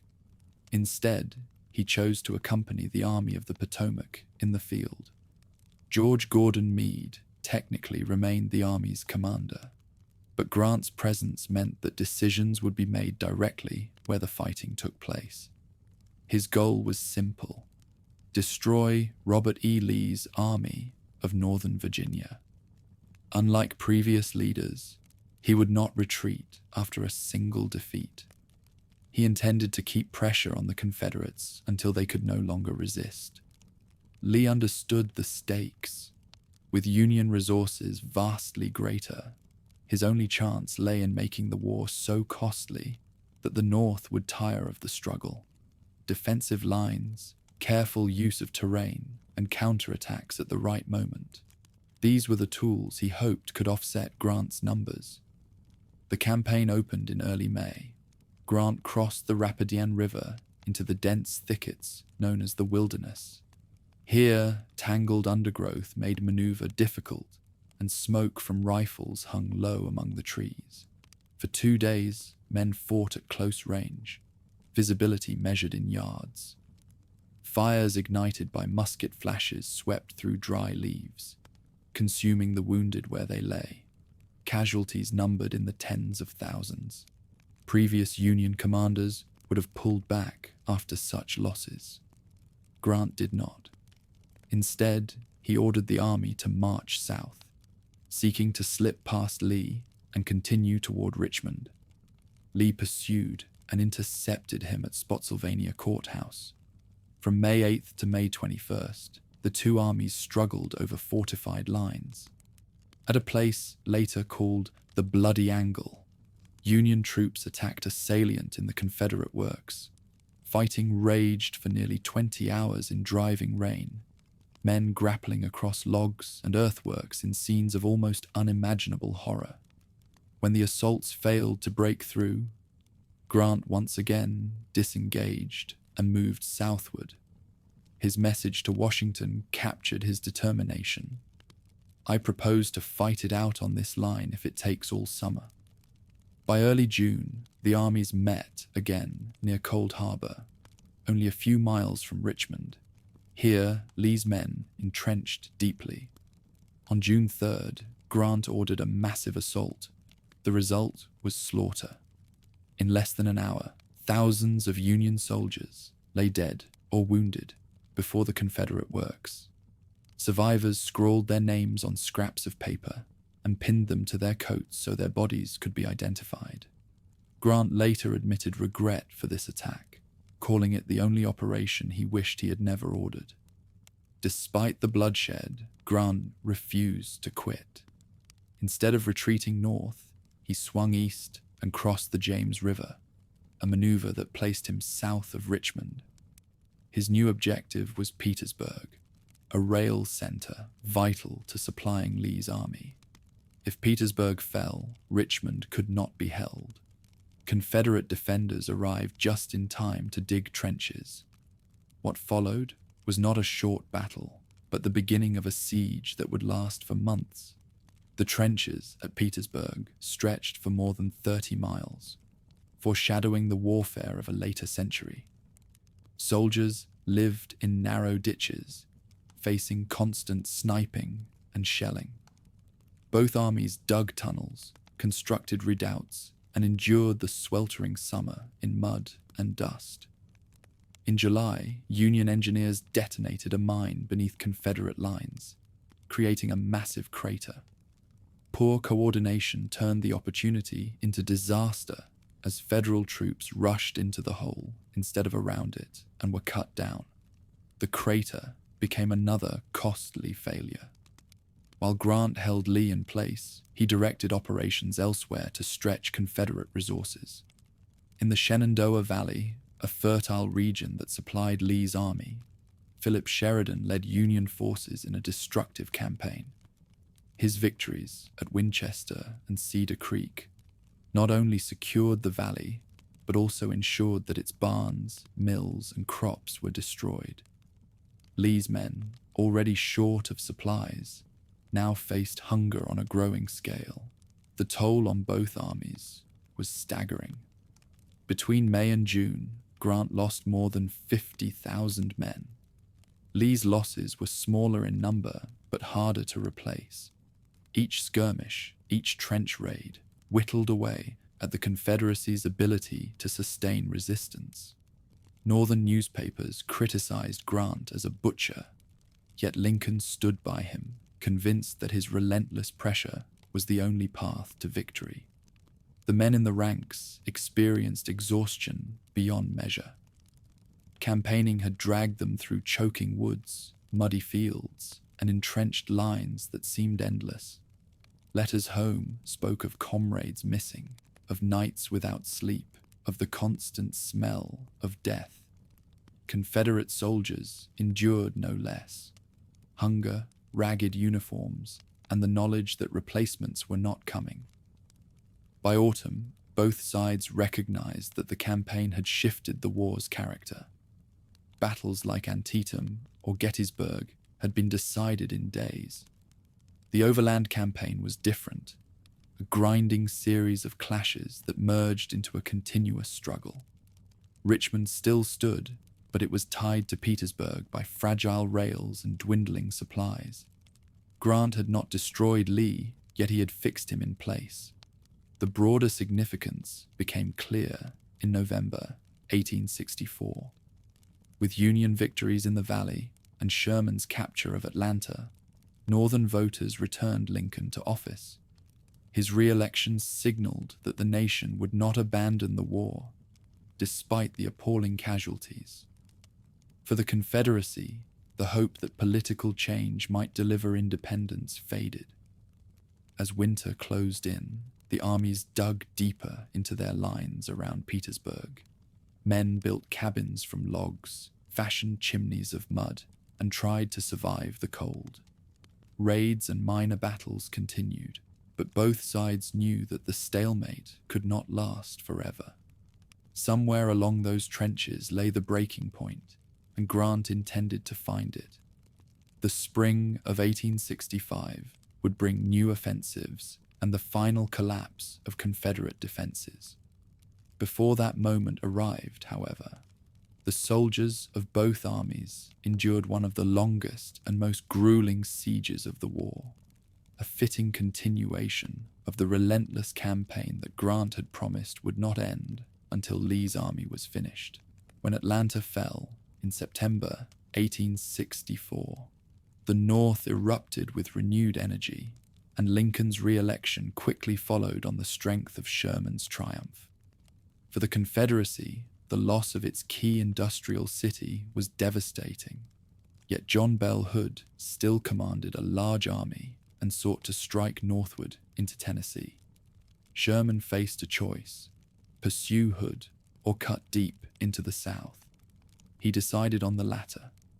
With Grant's approval, he prepared to march his forces from Atlanta to the Atlantic, aiming not only to seize territory, but to break the very foundations of Confederate resistance.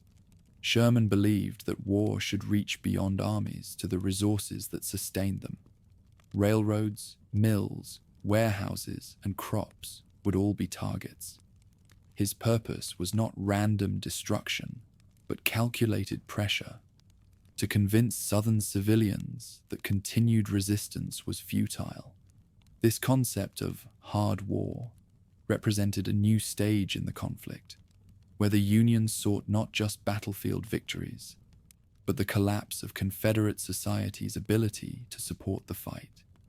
In November, Sherman divided his command into two wings, each about 30,000 men. He cut his own supply lines, relying instead on the land.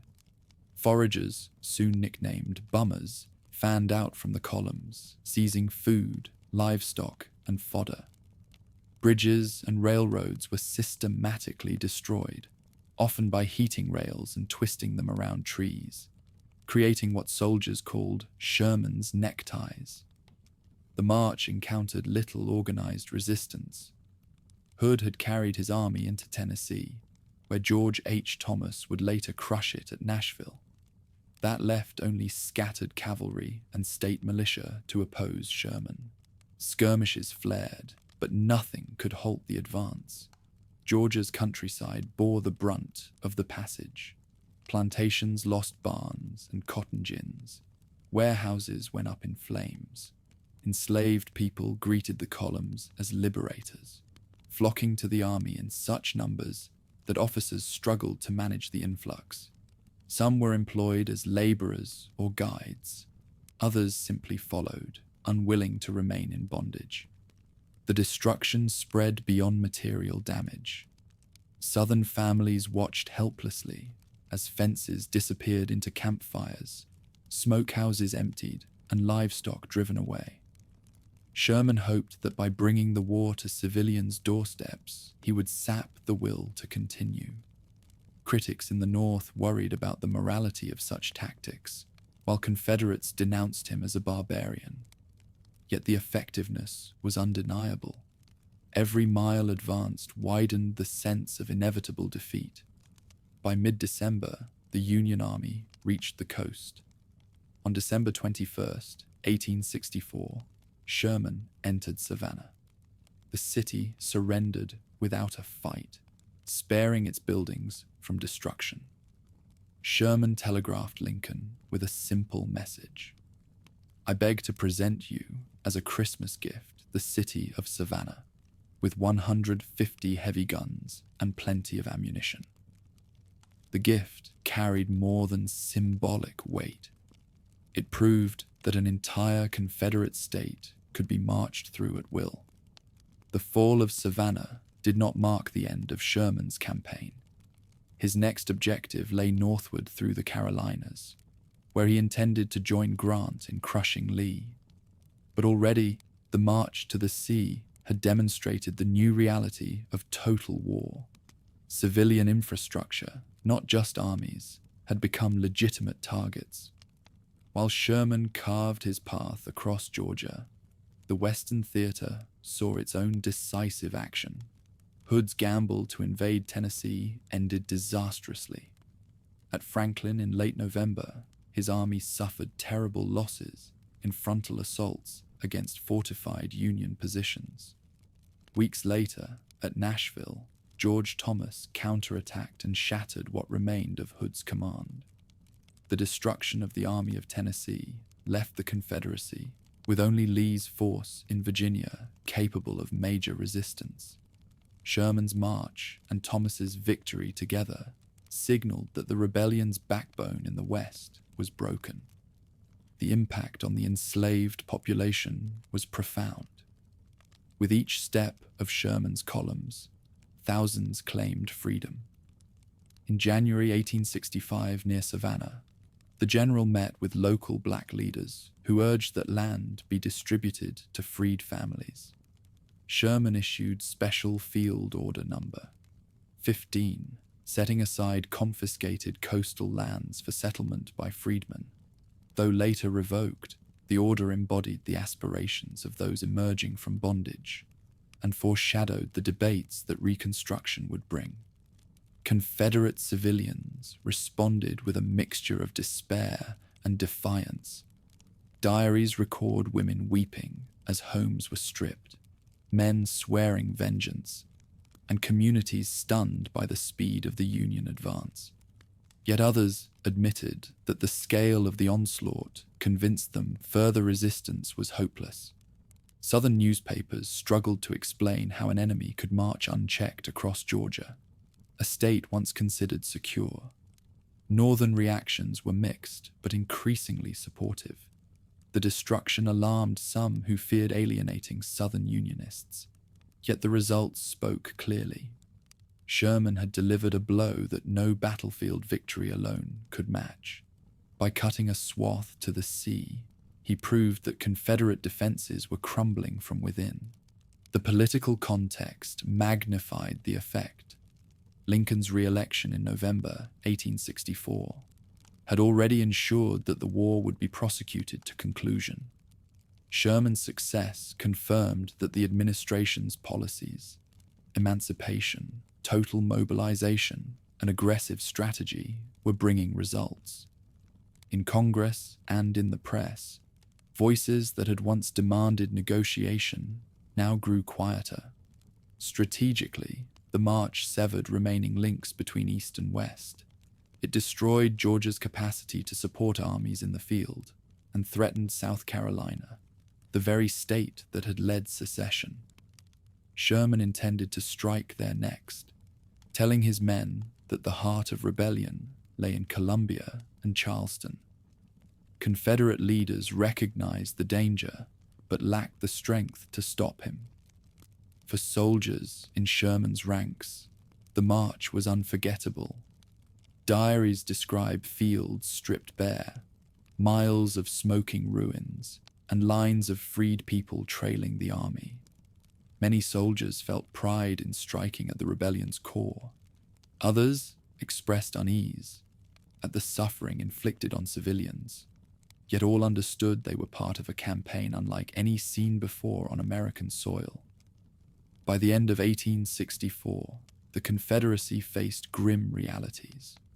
Atlanta and Savannah were lost, Tennessee was secure in Union hands, and Lee remained pinned at Petersburg under Grant's relentless siege. The promise of independence that had burned so brightly in 1861 now flickered in the shadows of ruin. The stage was set for the war's final act. Sherman prepared to march north.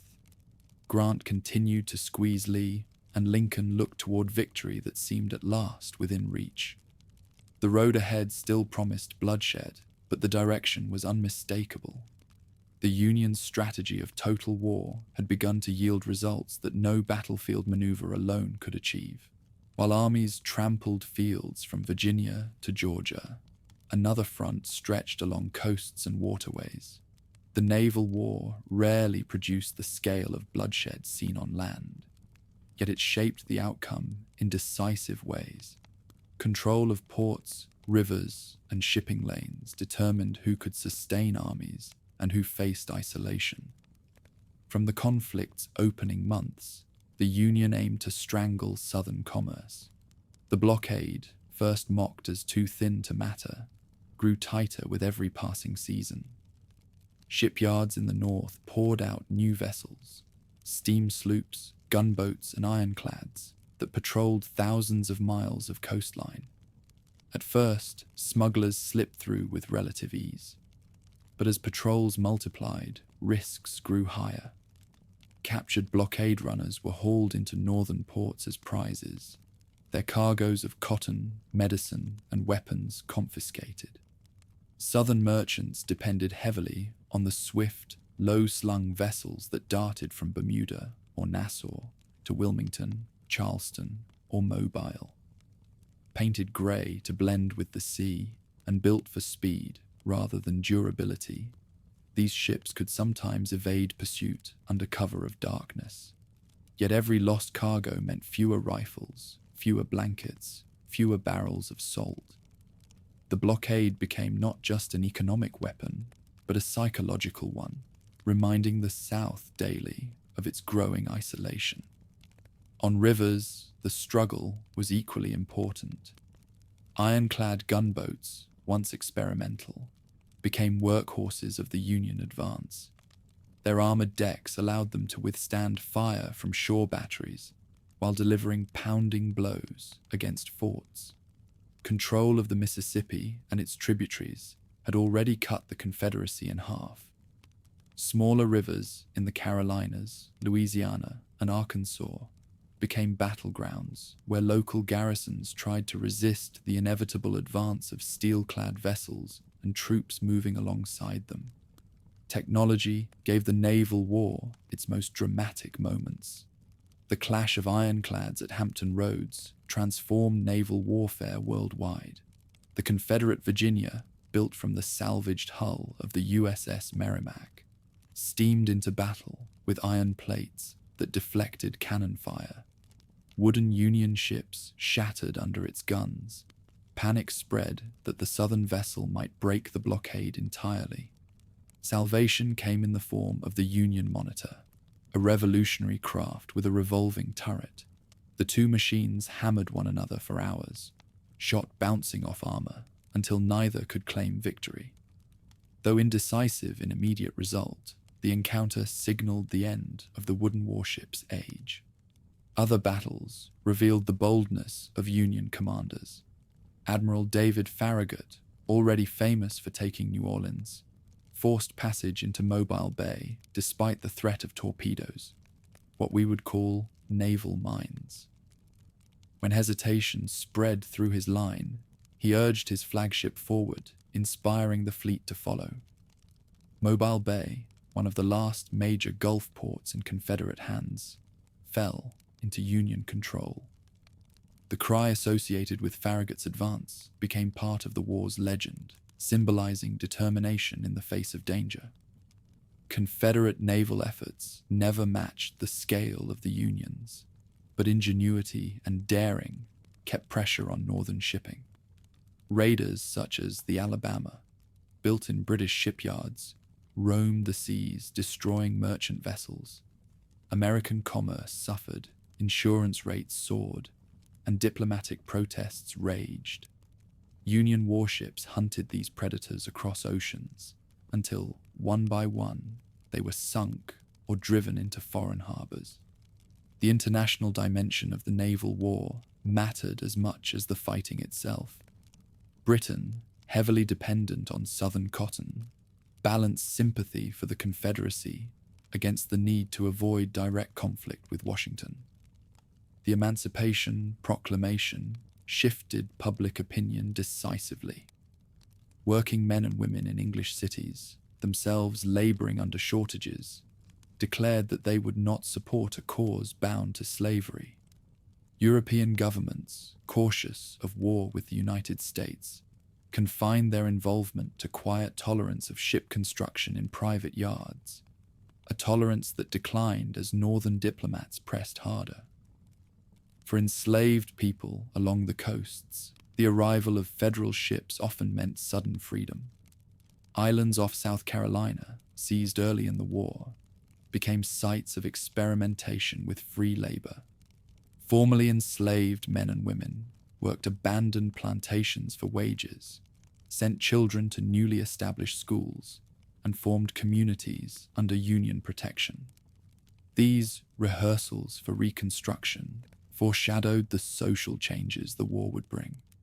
The blockade and river campaigns also reshaped civilian life inland. Salt, vital for preserving food, became scarce. Medicines that once arrived by ship vanished from stores. Families relied on substitutes, parched rye for coffee, sorghum for sugar, but shortages deepened year by year. Letters from Confederate soldiers begged relatives to send shoes or coats, knowing that the Northern Navy had made it nearly impossible to obtain such goods from abroad. Union gains at sea did not come without cost. Storms wrecked vessels, tropical diseases struck sailors, and monotonous duty along isolated stretches of coast wore down morale. Yet their sacrifices bore fruit in ways less visible than battlefield triumphs. Every port closed, every ship captured, weakened the Confederacy's capacity to resist. By the later years of the conflict, the blockade was nearly impenetrable. Wilmington, North Carolina, remained the last major haven for blockade runners. Its fall in early 1865 symbolized the final tightening of the northern grip. With its closure, the southern coastline was effectively sealed. Naval strength also supported the land campaigns directly. Sherman's march across Georgia depended on coordination with fleets that secured supplies once Savannah fell. Grant's siege of Petersburg relied on control of the James River for transport and artillery support. In these ways, blue water supremacy translated directly into success on land. The naval war stretched beyond the immediate shores of America. Union vessels patrolled far-flung waters, protecting merchant shipping and asserting national presence.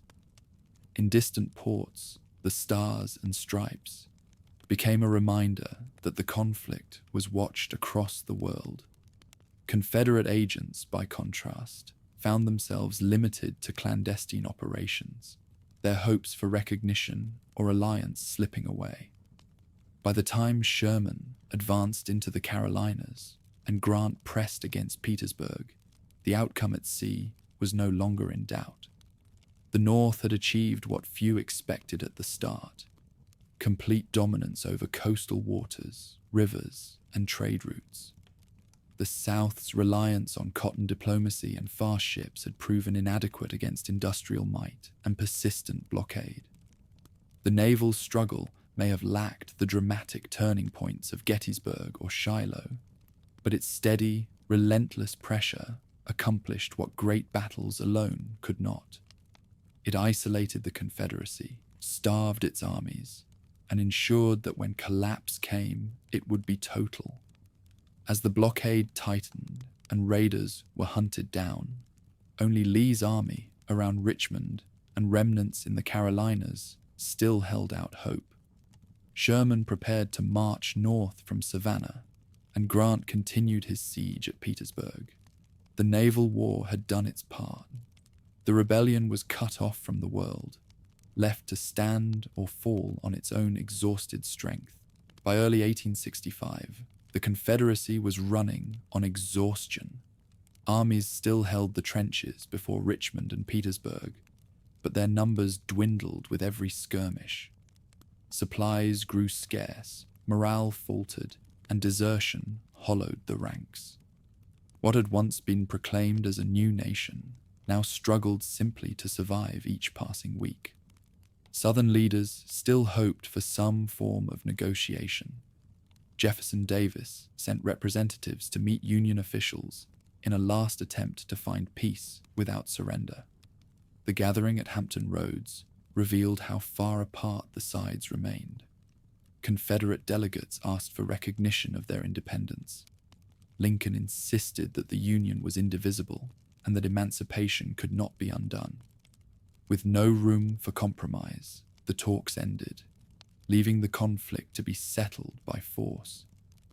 Sherman advanced through the Carolinas, while Grant pressed against Petersburg. Sherman's men crossed swollen rivers, tore up railroads, and burned depots, repeating on Carolina soil the tactics that had crippled Georgia. Columbia fell in flames, Charleston was finally evacuated, and the heart of Secession saw Union banners raised over its ruins.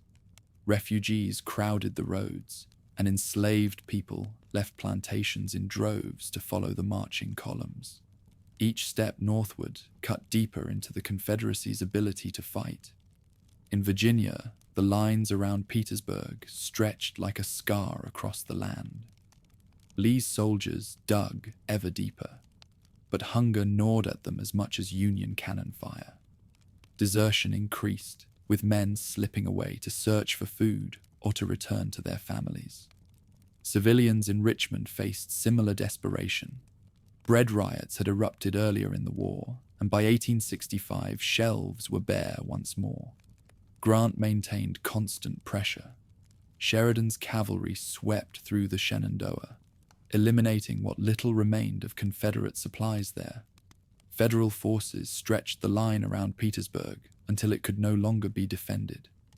The breaking point came at Five Forks, where Union troops shattered the flank of Lee's position. With that defeat, Petersburg could not hold. The evacuation of Richmond followed. Government officials fled with what documents and supplies they could carry. Fires set to destroy warehouses spread uncontrollably, consuming blocks of the city. When Union troops entered, they found the Confederate capital in flames and its people stunned. Lincoln himself walked the streets days later, greeted by newly freed men and women who saw him as the symbol of deliverance. The sight of the president moving quietly among them captured the moment more than any parade could. Lee attempted to escape westward, hoping to unite with remnants of other Confederate forces. His army, weary and underfed, marched through mud and rain, pursued closely by Grant. Skirmishes erupted along the way, each one further reducing his strength. Sheridan's cavalry cut off escape routes, while Union infantry pressed from behind. The chase drained the last hope of prolonging resistance. At Appomattox Courthouse, Lee found his path blocked. Surrounded and outnumbered, he chose to meet Grant rather than sacrifice his men in futile battle. The two generals conferred in a modest house, Grant in his mud-stained uniform, Lee immaculate in dress despite the circumstances. The terms were generous. Confederate soldiers would surrender their weapons but be allowed to return home, taking with them their horses for spring planting. Officers could keep their sidearms. Grant even ordered that rations be issued to the starving enemy. The surrender did not end all fighting immediately. Other Confederate armies still held out in North Carolina, Alabama, and Texas. Yet the symbolic weight of Lee's capitulation could not be denied. Word spread quickly, and within weeks, Joseph Johnston and others laid down their arms. The rebellion that had begun with cannon at Fort Sumter closed with silence in a small Virginia village. For the Confederacy, collapse came not only from battlefield defeat, but from the cumulative weight of shortages, internal divisions, and unrelenting Union pressure. Desertion had reached staggering levels by 1865. Plantations, once the backbone of the economy, lay in ruin. Railroads were twisted wreckage, rivers blocked, ports sealed. The government had little left to govern. For the Union, the moment was both triumph and burden. Victory preserved the nation and ended slavery, but the cost had been immense. More than 500,000 lives were gone, and scars of destruction covered the land. Soldiers returning home carried wounds both visible and hidden. Freed people celebrated, yet the question of how freedom would be secured in practice loomed large. The collapse of the Confederacy thus marked not an end, but a beginning. The political task of binding the nation together and defining liberty for millions of new citizens awaited. Even as soldiers stacked arms at Appomattox, the debates of Reconstruction gathered on the horizon. With Lee's surrender at Appomattox, the Confederacy's fate was sealed. Other armies laid down arms in the weeks that followed. Joseph Johnston in North Carolina, Kirby Smith in the Trans-Mississippi, and smaller forces scattered through Alabama and Florida. The rebellion that had convulsed the nation for 4 years crumbled into submission. Yet even as the guns fell silent, tragedy struck at the heart of national triumph. In Washington, Abraham Lincoln sought reconciliation. His second inaugural address, delivered only weeks before the end, had called for malice toward none, charity for all. He envisioned a nation healed, not by vengeance, but by justice tempered with mercy. He had already approved generous terms for Lee's men, and urged that Southern states be restored quickly to the Union. Freedom for 4 million people was now secured by the 13th Amendment, passed by Congress in January 1865, and ratified by the states by year's end, abolishing slavery forever. Celebrations filled the capital as news of victory spread. Parades, fireworks, and singing echoed in the streets. The president himself walked among the cheering crowds, appearing more relaxed than he had in years. Yet shadows lingered. Confederate sympathizers, bitter at defeat, plotted revenge. Among them was John Wilkes Booth, a well-known actor who despised Lincoln and dreamed of reigniting Southern resistance through assassination. On the evening of April 14th, Lincoln attended a play at Ford's Theater. Booth slipped into the presidential box and fired a single shot. The president slumped forward, mortally wounded. Carried to a boarding house across the street, he lingered through the night. At dawn, on April 15th, he breathed his last. The news spread quickly, plunging the nation into grief. Bells tolled, businesses closed, and people wept openly in the streets. In Richmond, newly freed men and women gathered in prayer, mourning the loss of the man they saw as their liberator.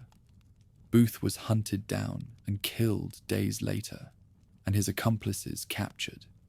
But the shock remained. Lincoln had guided the nation through its darkest crisis and would not live to shape the peace that followed. His death turned him into a martyr, a symbol of sacrifice for union and freedom. Meanwhile, the work of binding the country back together began. The surrender of Johnston's army in North Carolina confirmed that organized Confederate resistance had ended. In Texas, soldiers laid down weapons in late spring. By summer, the last commands had disbanded, leaving only scattered guerrilla bands. The Confederacy's fall left enormous challenges. Southern cities lay in ruins, Atlanta, Columbia, and Richmond scarred by fire. Plantations stood deserted or abandoned. Railroads and bridges were twisted wreckage. Millions of newly freed people faced an uncertain future, seeking family members, establishing schools, and negotiating labor for the first time as free men and women. For Union soldiers, the return home was both relief and burden.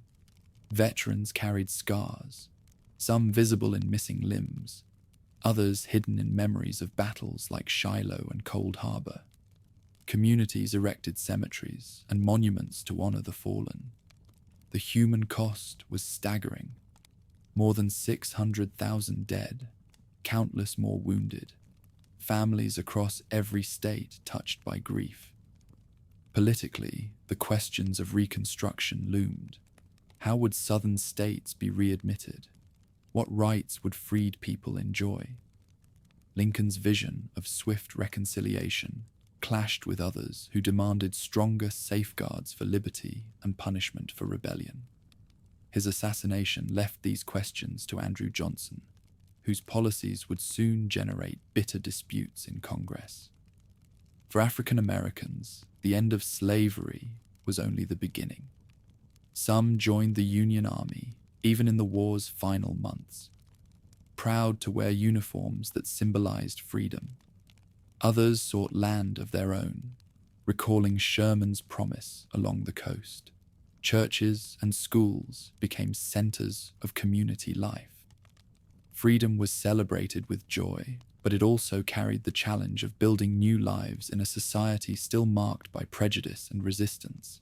Internationally, the war's conclusion confirmed the survival of the United States as a single nation. European governments that had once considered recognizing the Confederacy now applauded the Union victory. The example of emancipation resonated abroad, strengthening movements against slavery in Brazil and Cuba.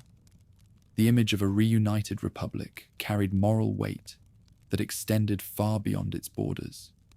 In the South, defeat brought both despair and resilience. Diaries of the time reveal women writing of ruined homes, men of lost fortunes, and communities struggling to adapt.